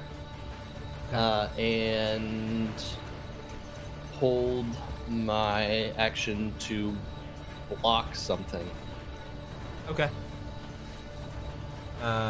Garrett is going to take another shot with his bow, and you can see him panicking a little bit now that this thing is laying right in front of the dogs, but he's going to take a shot with his longbow with advantage. But also the wind, it just seems like the wind is picked up here and carries his arrow and misses. Sucinda. So I have something in mind. I need you to tell me how I can make this happen. Okay. I want to get the dogs to be like here. Like pull them closer. Okay. You can use an action to make an animal handling check. Okay. And I would say to do it with disadvantage right now because they are kind of whipped up into a frenzy. Okay. Imagine Obi. Well, it didn't work out great. So you lean down and you're trying to get the dogs calmed down, and you actually manage to get two of them to kind of look over your way, and they start to pull the rest of them back just a hair, but you don't quite get them all the way out of the way, but you do manage to get them a little bit, at least out of a direct straight line. To do with the rest of my movement then is so I did 5, 10. I'm gonna walk through them. Is that possible? Between them? Yeah, I'd say again it'd be difficult terrain. So 15, 20. Because you're having to step through harnesses and things like that. I'm gonna go 25, 30 right Okay. here. And I'm be like, don't you fuck with my almost dogs one day. Oh. They about to have my puppy, okay? All right, Willzoo. I'm gonna take one of my skipping stones, lob it up in the air, and catapult it straight down onto this thing at the first Nice. level. Okay. Oof. Going to make a dexterity throw with disadvantage. It's trying to get up currently. And it fails Oof. big time. Whoa. Nice. And takes 13 bludgeoning damage as this skipping stone just absolutely pelts right into the top of the head of this creature. All right, I'm gonna maintain my ground. Okay. This thing stands up, and you can see that now that you're right up on it, this is a humanoid figure. Looks the body of a regular human, with a heavy winter clothes on, with a hood pulled up, but instead of a face, it's just an extremely bright light. And let's see here.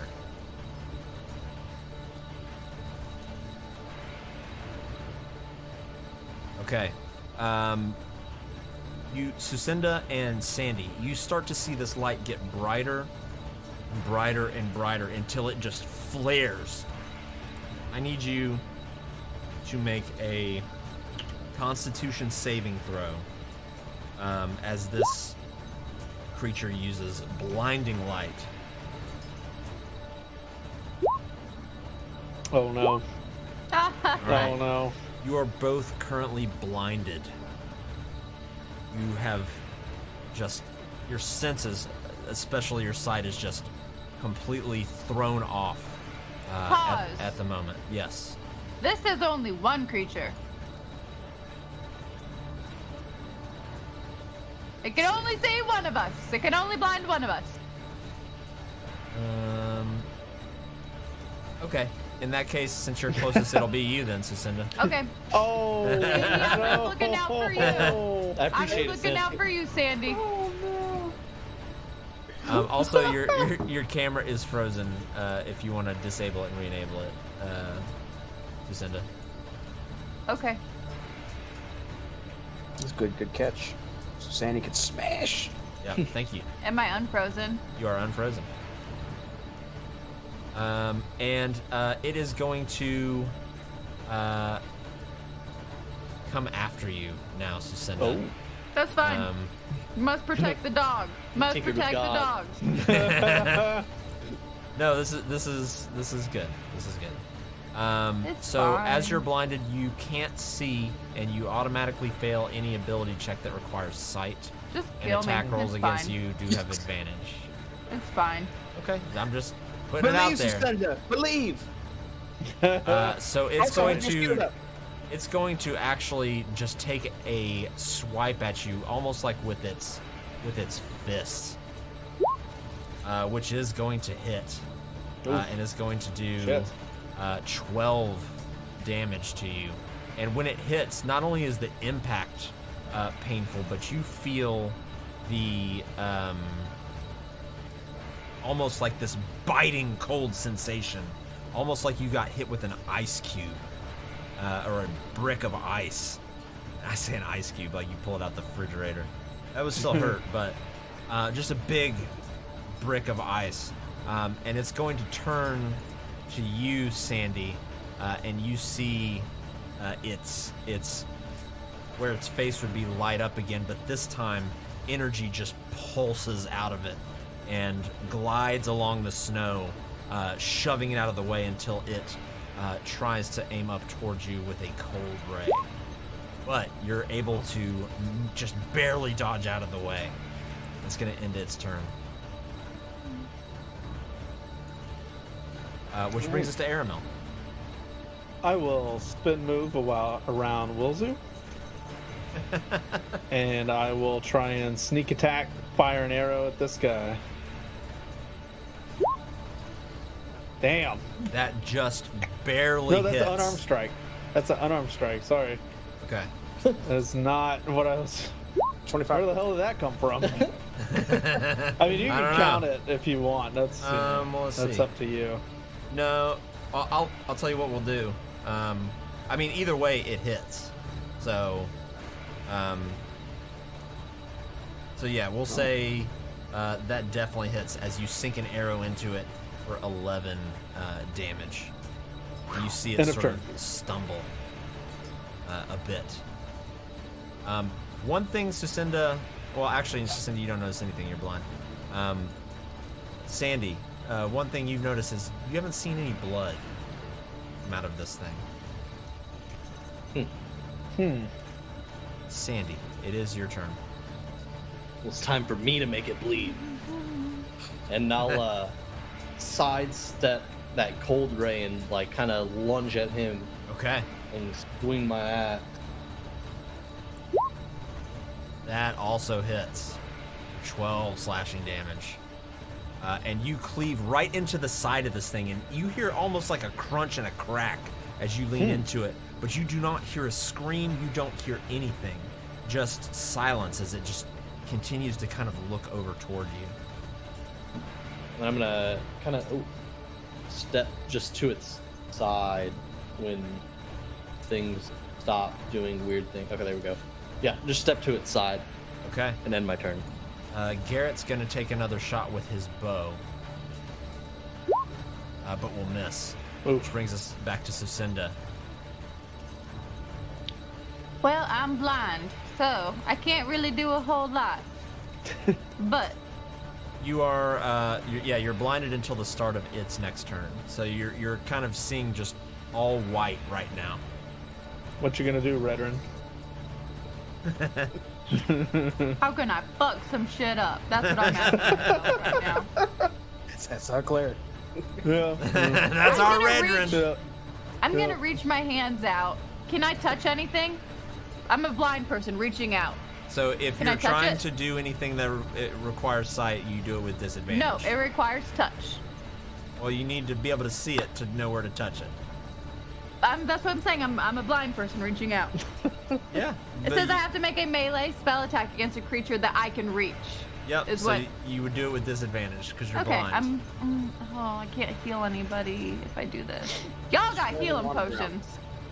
That She's sounds about basically right. doing the sound That of does music dance. That is going to miss, and you almost stumble a little bit, and your foot catches a piece of the rock, and you fall prone. Oh no. It's fine. Just kill me. Wow. Will do. Am I able to safely firebolt at this point? I would There's a say slew of things ahead of me. so. It would be very difficult What without if moving. I'm on some weird sled thing, right? Yeah, but you're still kind of that only lifts you up about a few inches off the snow. No. What I want to ask is there anything on the sled I can climb on top of? No, I mean outside of Garrett, no. That's not necessarily a stable platform. Nah, I don't want to climb Garrett. I'm gonna hop off, and down in the snow. Okay. And I guess it's kind of deep, so I'm gonna take one hop forward, Okay. so I got yeah. a better angle. And I'm gonna try to fire a firebolt from here. Go for it. There it is. That Nice. just barely misses. Oh. As it just melts, it sinks into the snow behind it and melts a bit, and you hear this this kind of like wheezing sound come from this. That's a spirit. Oh, and my turn. All right. It's so Sandy, when you hit it with your axe, you almost kind of dragged it along with you and kind of spun it around almost as you move to the side. So it sees you and it's going to make a multi-attack against you. So it's going to attempt to hit you, which I believe a 17 does, which is going to be 7 damage. And then it's going to follow up again with another slam. Are you raging? I'm not. Is it 15? Yeah, that hits. That does. So that's going to be another 10.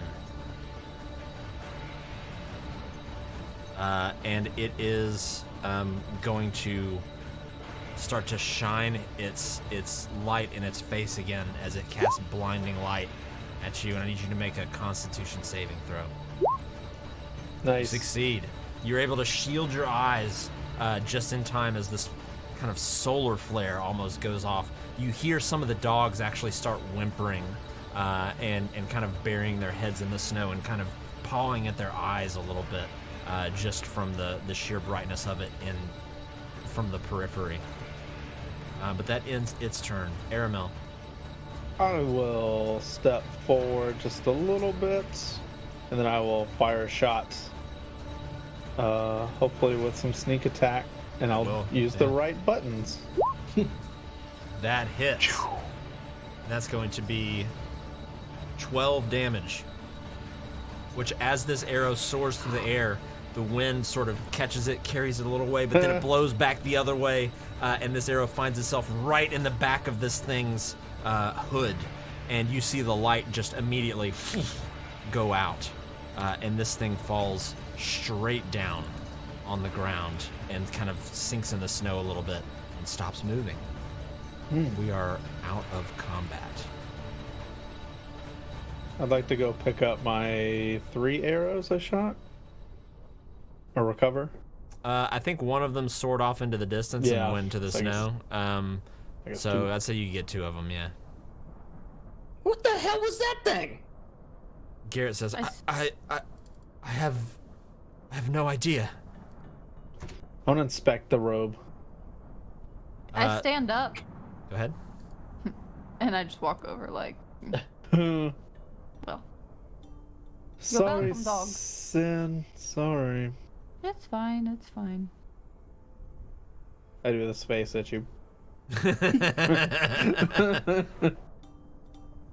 And I'll pick up the cloak and like kind of. All right. So as you're looking at this, there actually is a body in here.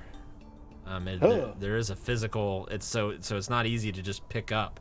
Yeah. And when you flip it over, you see from head to toe a completely frostbitten humanoid of some sort. Face, chest, everything is just completely black with frostbite. Huh. This was a person.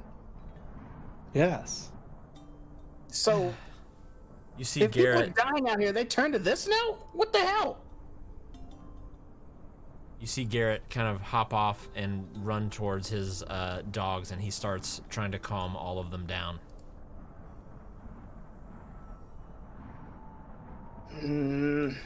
Airmill, is there anything on this? I was gonna say creature, but I guess person. Is there anything particular about the robe that it's wearing? Like, are there runes or symbols or pockets or? It's completely void of any items on it, and as you look at it, it looks like this, whatever this was, if it was a person at one point or whatever, it was wearing really the bare minimum. This thing is basically a cloak. There's no shirt on it, and the pants are extremely thin, and there are no shoes. This thing is barefoot. Huh. Man, this doesn't. Wilzu, actually, yeah, Wilzu. Yeah, Wilzu. Make, I was trying to think of everybody's backstory here a little bit. Wilzu, you'd be the main one that would be able to decipher anything about this. Make an investigation check for me. Investigating. Okay. With advantage. Not with advantage. You're not sure 100%, but you know that, within some of the towns that do human sacrifices, some of them, instead of burning, sometimes people are stripped to the bare minimums and just sent out into the wilderness. Notice after realize it doesn't have any shoes or whatnot, and that pops to mind, I'll relay that information to everyone else. So it's this guy was probably a sacrifice. One of those weirder towns, know what I mean? These people are crazy. There's no lie there, Sin. Man, what a way to go. This is how they kill someone? Banish them to freeze to death, eventually out here to become a lamp man? Well, I'm sure that was not the intention, to become lamp man, as you say. Yeah, none of their intentions are really working out. This whole sacrifice for the greater good's kind of a load of bull, if you ask me. I'll nod at Garrett as I walk by him. And he's still kind of just petting the dogs one by one, trying to calm them down. Also, new battle tactic. We see something like this, I thought waiting it would call out to us. Turns out it was a mindless wraith of some sort. So, Right. we ready our weapons, we shout, identify, we shoot in 3, and like, we give them a little countdown. And if they say nothing, we just let loose. So that way... What was that, Airmill? Aramel has not spoken yet. Oh, well, Keep going, Jamie. Who's Jamie? God, I can't wait till we play in real life again. Soon. May, Soon. folks. May. Yeah, hopefully, yeah. Yeah, that was kind of it. Yeah, let's approach it that way from now on. I feel like we can get a little bit of a combat advantage, right? Well, my arrow was drawn, but one, we've never seen anything like this, and two, it did just kind of run up on us. We didn't know what was going to happen. What if I shot a traveler? Now Just that a would, tourist. you are not morally responsible because you have shouted, "Identify yourself, or I will shoot you," and then it meets you with silence. That's its or his or her problem. So if they want to parlay after, fine. But we have no moral issue with that at that point, right? So what you're saying is that we would need to kill them so we don't get bounties in town? What? No, I'm saying that we get. Look, There's no crime if there's no witness. it's not a Tells you. crime. It's self-defense. We're in the middle of nowhere. Identify yourself, you nut job, or else. They don't identify. It's easy logic. You hear Sucinda in the background. Huh. And Sucinda, your vision's coming back to you now. Just kind of shapes and figures at first, but then shortly after, you see the dogs again. But you've heard everything that's transpired. Sin, are your eyes okay? I think I will be fine, thank you. Yeah, Lamp Man really got you good there, huh? Right in your face. Just went right at you and turned it on full blast. I had to protect the dogs. Yeah. I And us, completely right? agree. Or just the dog? Huh? Huh? What? I have to think about my future puppy. What are you talking about? Garrett, No are big these dogs, no puppy for me. Garrett, are these all male dogs or what? No, they're not all male. No, there's no need for them to be. They Thank can you, choose what Garrett. they want. Garrett, you're a man of your word. Yes, you will bring me a puppy one day. Not bring me, but you will give me a puppy one day. Yes, see? Garrett is my friend. He has not said. Well, Garrett will I- provide me a puppy one day. That makes him my friend. You've saved my life multiple times, I would say. Friend would be an understatement, so yes, Ah. absolutely. See? Garrett here. True stand-up guy. do you want a boy or a girl dog or I whatever? don't care. I will be pleased with whatever. Do you have name already? Talk about this on the road. No need that. Maybe a girl, we will call it Lady. Maybe Aw. a boy, we will call it Dobie. Sounds good. Yeah, I think so too. So yes, I guess you could say I do have names already. I can't wait to make money illegally somewhere in town. Oh, masked Oh, up. yeah. I whisper to Sin. Masked up. Thank you for the gifted subs. Holy crap! Thank you. And the bits. Man, we appreciate it. So just as a side note, I had a really good time with our behind the mask yesterday. That was a lot of fun. So holy crap! Thank you for the support, my friend.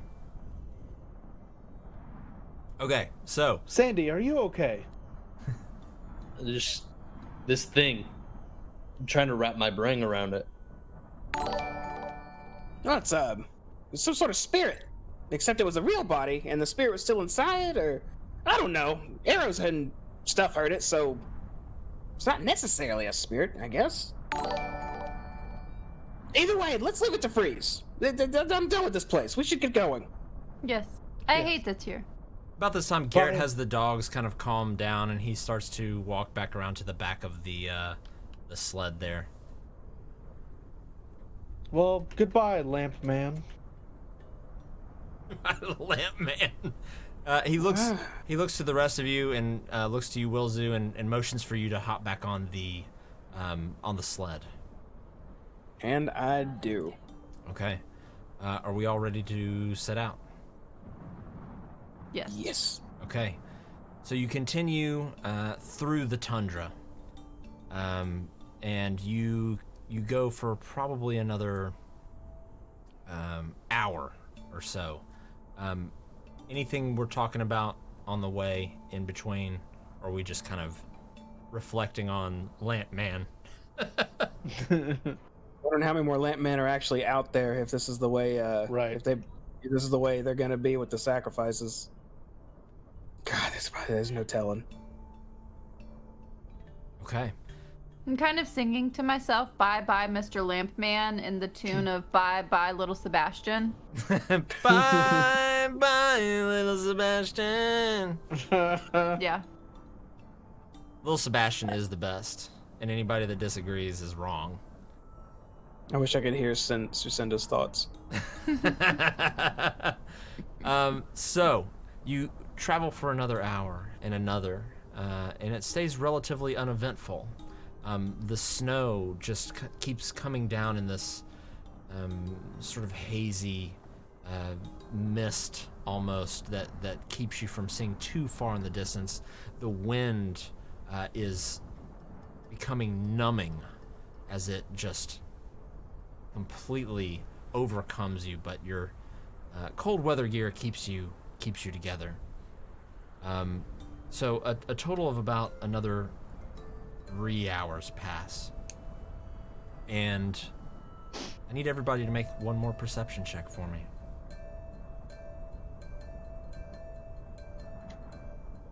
I'm starting to see a pattern here. These are never good out on the tundra. Yeah. My eyes have never been better since I've been blinded. Good reboot. Solid reboot. Yep. All right, so I'll roll one for Garrett. Oh.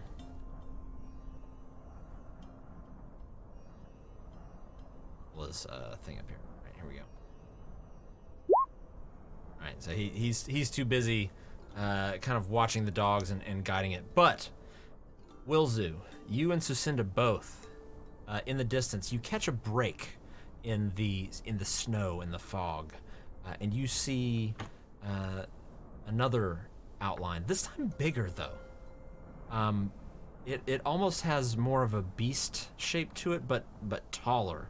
It's hard to say from the distance you're at right now, but it's walking slowly but steadily, and almost in the same direction that you are, but coming from a different direction, almost. Did you say beast shape? Yes. So like on all fours? It looks like bipedal. I immediately seeing this, I look around to see if anyone else knows it, and I see Susinda staring at it. What do you look like right now, Susinda? I don't have any more spells. I'm sick of these things. I just want to lay down and rest. That's all I want to do. I just want to sleep. Stop! Everyone stop! Stop! Everyone stop! Quiet! Stay quiet! What? Another thing in the See, distance. huge It looks thing, like some Annabelle.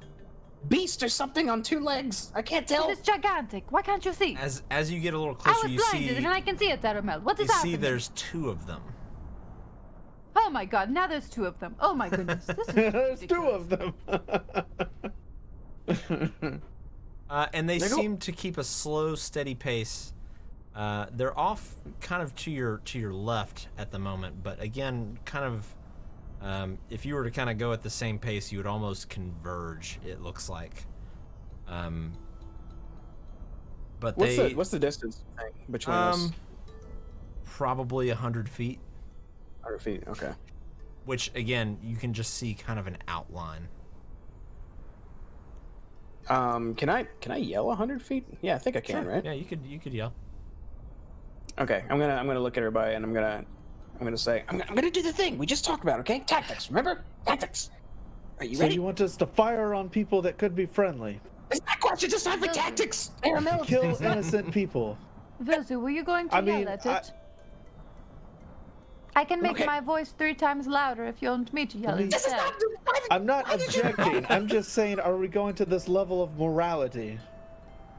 Aramel, we're having a morality discussion after this because you really lack a philosophical You're the one who wants to kill people. What the hell? Yelling louder and louder as I So say as this. this argument goes, Susinda, you look over and you see the 2 figures stop, and actually, they're just standing completely in place right now, and you see their silhouettes kind of shift a little bit, and it almost seems like they're kind of looking at you now. Well, now that they're looking at us, I say, Vilzu, you want me to speak? I will speak. Wait, they're looking at... identify yourselves or else we I do my best Dumbledore voice where he magnifies Friend or foe?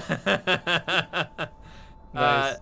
For a moment, you don't see or hear anything, and then you see the two kind of larger creatures sort of moving towards you, but slowly. Very different from how the lamp man is moving towards you. There are no lights on them at the moment, and as they get closer and closer, you still don't hear anything, but you can see what looks to be. Now you get a little bit clearer picture. It looks like a couple of axe beaks, the kind of the bipedal, almost like giant chocobo type creatures that people ride from time to time. And while you can't make any distinguishing features about what's riding them, but it does look like there's maybe a pair of humanoids riding them, and they're just slowly making their way towards you. I send a message, kind of just towards what looks like somebody, say friend or foe. You get a response back that just says, "Friend, lost." I do this. They say they're lost. I say out loud. Now, you see, it may have worked out this time, but damn it, that could have been. I'll hop off the sled and take a few steps forward and shout, "Are you okay?" You just barely hear over the sound of the wind them say something, but it's too. You can't tell what it is.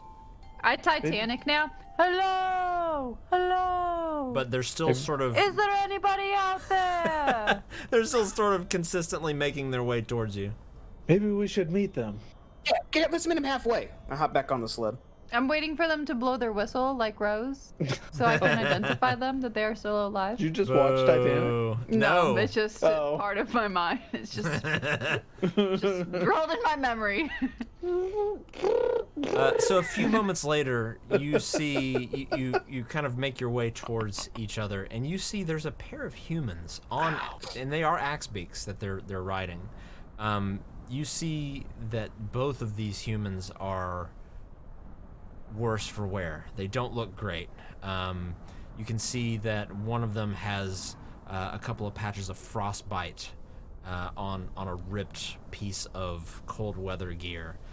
The other one just kind of has his head down to the side, almost like he doesn't have the energy to even function.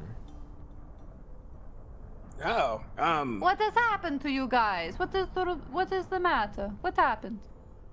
He says, we lost. We were following the mountain and trying to make it to town. Went hunting, and you see him sort of put his hand on his face a little bit. We're the first people we've seen in days. Who are you? Can you do your war magic? Oh, yeah. Also, there might be a little easier to talk to him, Sin, if we patched him up a bit. You got anything left? No, I told you guys like 10 minutes ago that I was tired. I had no more spells left. You guys Can never you do listened the to pocket me. warm? I can warm his clothes. We are an adventuring group. WAS, to be precise, and you are in need of assistance, and probably more so, and I'll just pivot to his friend, your buddy here, who isn't even lifting his head. Is he alive? He turns back and just kind of looks and says, I think so. Sven, are you? And you see him you hear just a. Barely. I cast mending on them as best I can to try and make them a bit warmer. Mm-hmm. That's all I can do. It's a free spell. They have some smaller tatters that you're able to kind of close up in their gear. Are you guys hungry? I have several rations. Starving.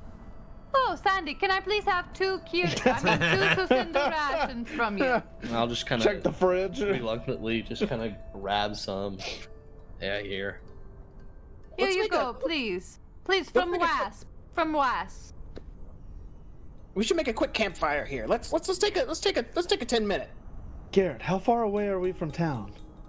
A couple of hours at best, assuming we Couple don't of run into hours? any issues. And looking up, it has now become full-on night, and the twilight aurora is the only light you have. So it's literally just twilight illuminating the area where you are now. On second thought, full-on camp. Yes. How about we full-on camp now? That would be great. I have no spells. You see Just Sven terrible. in the back just kind of fall off of his axe beak onto the ground. That's not good. Okay, I guess I'll approach him since our cleric's busy. I will run up to him and checking him immediately and making sure he's actually still breathing. He is breathing. I was standing right here. He is breathing. I was repairing his clothing. And are you talking about? You run up and That's all I she's can do. That's Reeville Zoo. she's already there, like trying to mend the fabric as he fell off. So you're literally just screaming back and forth, and you see his face just wincing. Zuzu, I gave them food, and I said it was from us. You don't Maybe we remember should this. have shot them. I don't know. Leave the clothes for now and check the actual person.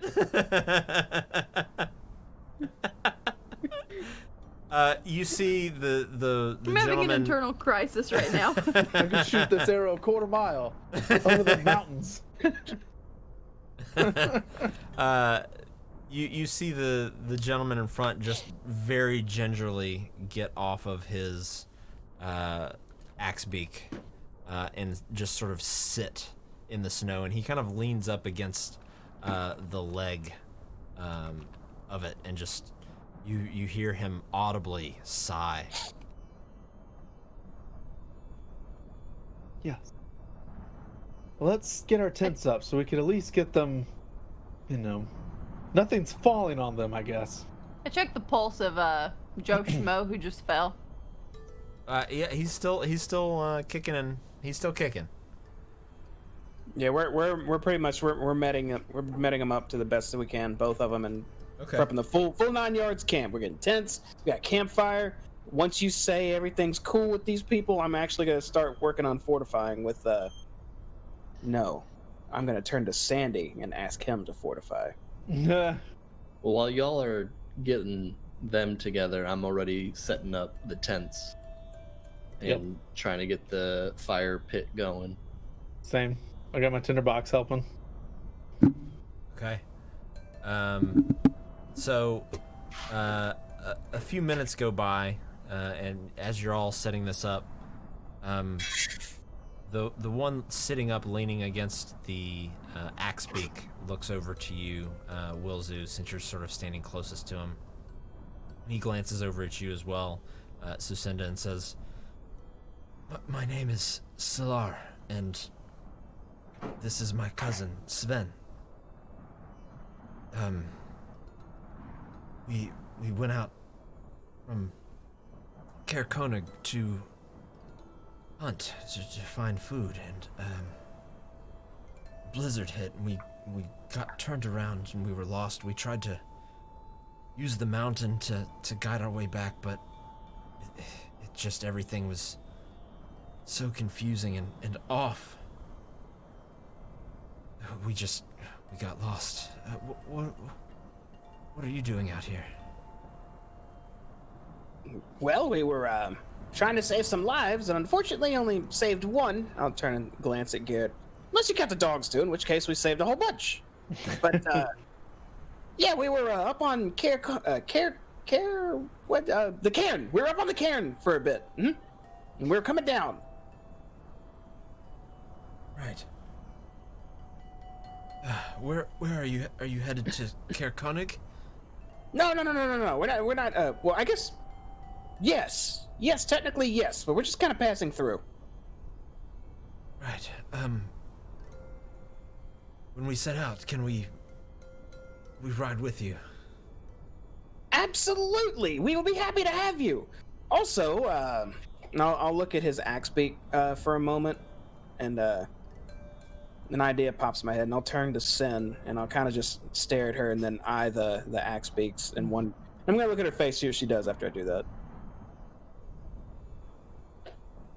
I'm confused. What do you mean with the chocobo? I mean Axebeak.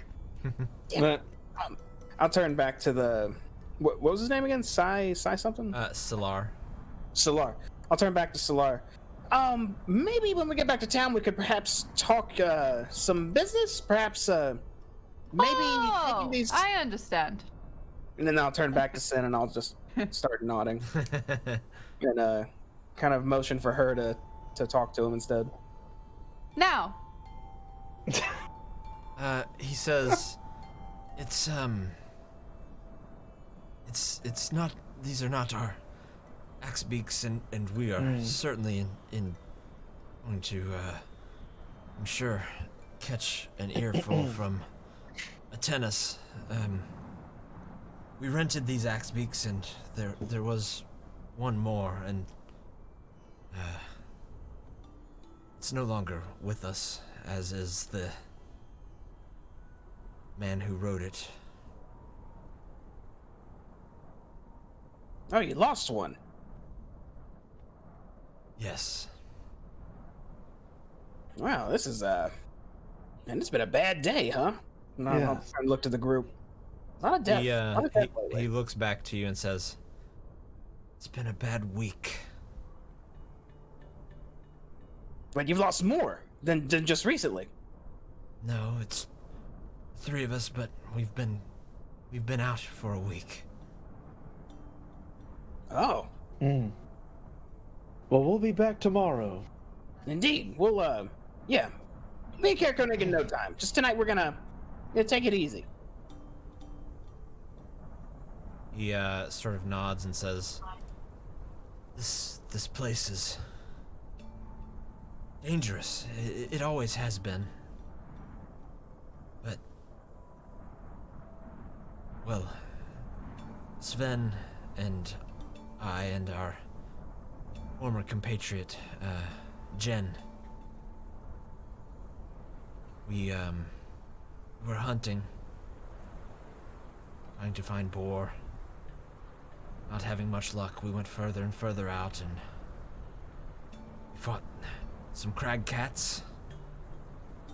They're no small feat to deal with.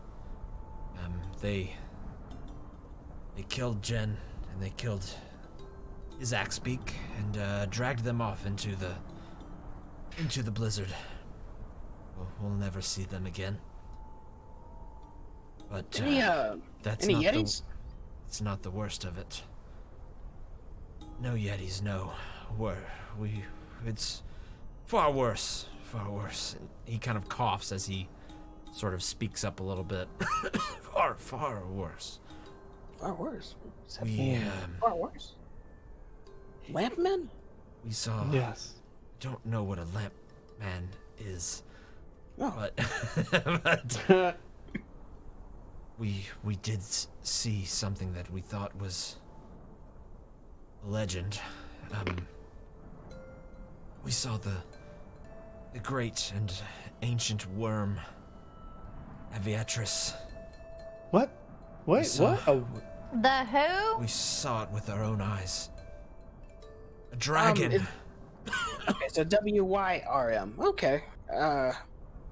It was feasting on an entire herd of reindeer. Oh. what did you call it? Its name?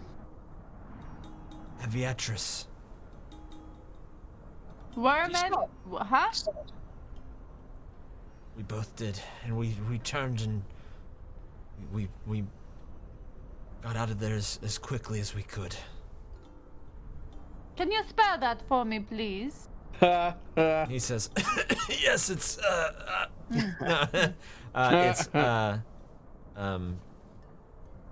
pull it up here. Let me make sure I have it right." He says, "Yes, Arviatris. It's ARVEIATRIS.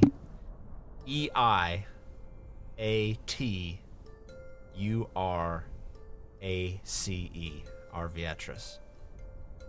Yes, I will definitely know how to pronounce that later. Perfect. Arviatris. V X Rust. Okay.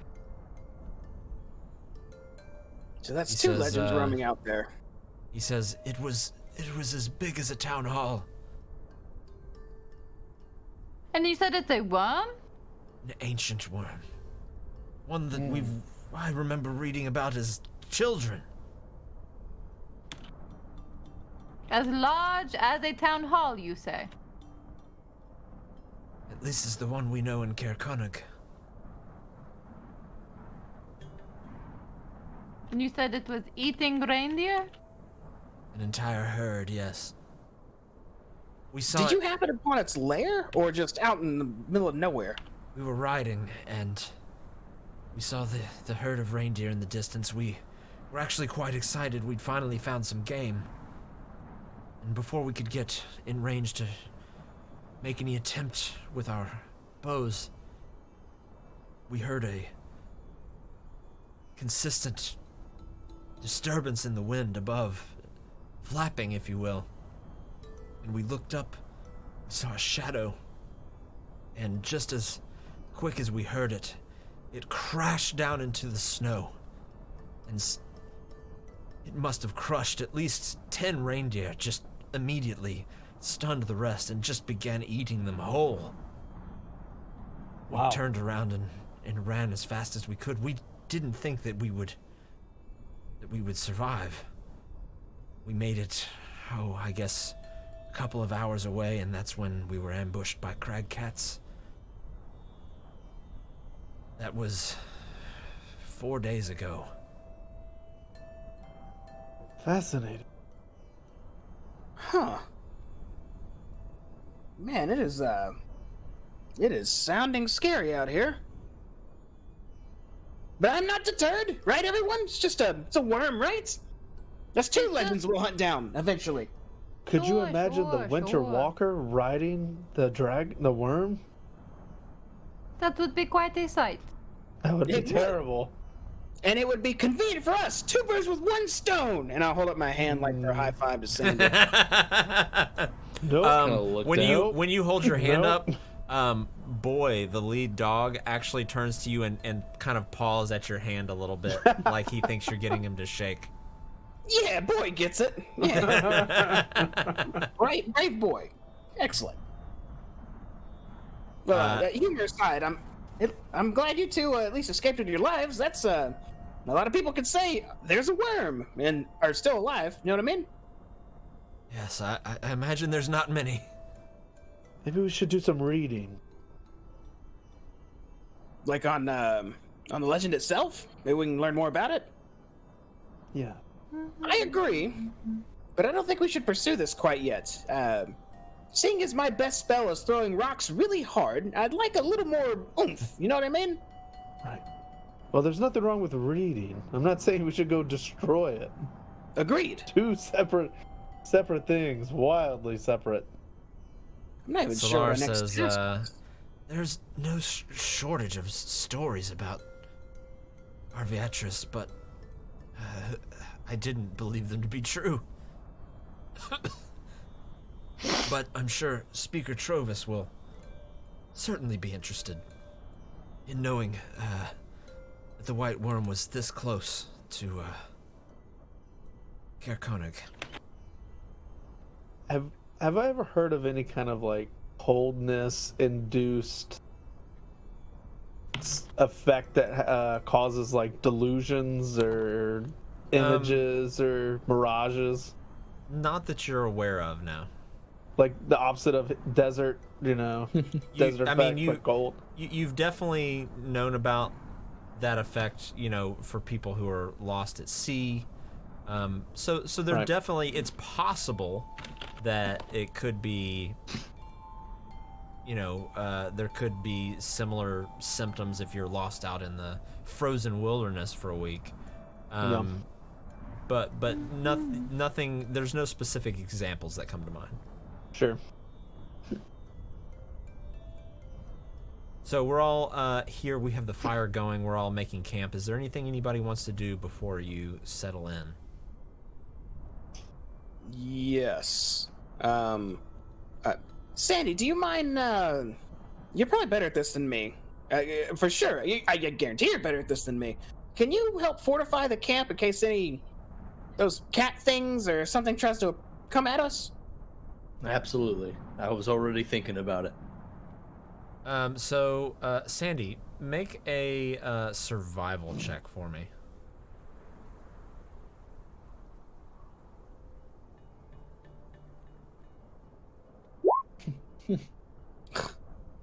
Okay, so you walk around, and it's hard to find anything because it's mostly just feet of snow. There's not a lot of things that you could use to kind of shore up your encampment there. So you just sort of find yourself pushing snowbanks up a little bit, almost to kind of, if you're laying down, you have your tents to maybe conceal it from somebody at eye level a little better. But it definitely doesn't provide any additional protection against like the cold or the wind or anything like that. Sandy, I'm not sure if this will work well, but if you think it will, I think it will. You're not really giving me much to work with here, Wilzu. But you notice it takes him about 2.5 to 3 hours to do that. Oof. Also, regarding ink stuff, so am I able to copy one of these spells over tonight, or is that something I need to wait till I get to town to do? Yeah, you could do it kind of in your downtime. If Okay, as long as you have the supplies and stuff, which I believe you do. I'm gonna drop that money then. Yeah. And copy one over. That'll be what I'm doing for the night. Anybody else doing anything in particular? I just want to sleep. I can do nothing beneficial right now for anybody. I'm very tired. Yep, I'll do my half rest deal. Okay. Well, that's where we're gonna go ahead and call it tonight. So, that being said, how'd y'all feel about tonight's session? Good. Action packed. Yeah. It's semi-successful. We Yep. couldn't save the female halfling. Unfortunate. No, we didn't die. That's I count true. that as a W. We Yep. were A-okay against whatever came at us tonight. Actually, yeah, none of us dropped once, did we? Nope, Garrett just took it Garrett. Which he's not a full-fledged member, so he doesn't count. Damn. We need to get him home to his husband. And we're taking him back to his house. We're walking him home. Somebody hold his instead hand. of just see ya. Well, that was a really fun session for me. I enjoyed that. So look, everybody. If you're new with us and you enjoyed this and you like D&D, could give us a follow so you'll get the notifications when we go live next week. We'll be continuing this right here where we left off, and then on Monday we potentially have the penultimate finale episode of our other campaign, which Wilzu here is actually the DM, and I'm a shitty robot assassin in that. So that's always fun to watch too. So if you're into this type of stuff, definitely join us for that as well. So with that being said, we appreciate you being here. Thank you for watching, and we will catch you next week. Actually, on Monday it'll be my birthday. So Woo-woo. if I die on my birthday, I'll be upset. Yeah. That's know that. depressing. Do I get a fortune point for my birthday? I might be able to swing. I don't know. Well, we'll see. All right, we'll see. All right, I won't press my luck. So yeah, we're getting out of here, everybody. Thank you all for joining us. Again, we're Cloak and Stagger, and we will see you all in the next episode. Have a good night, everybody.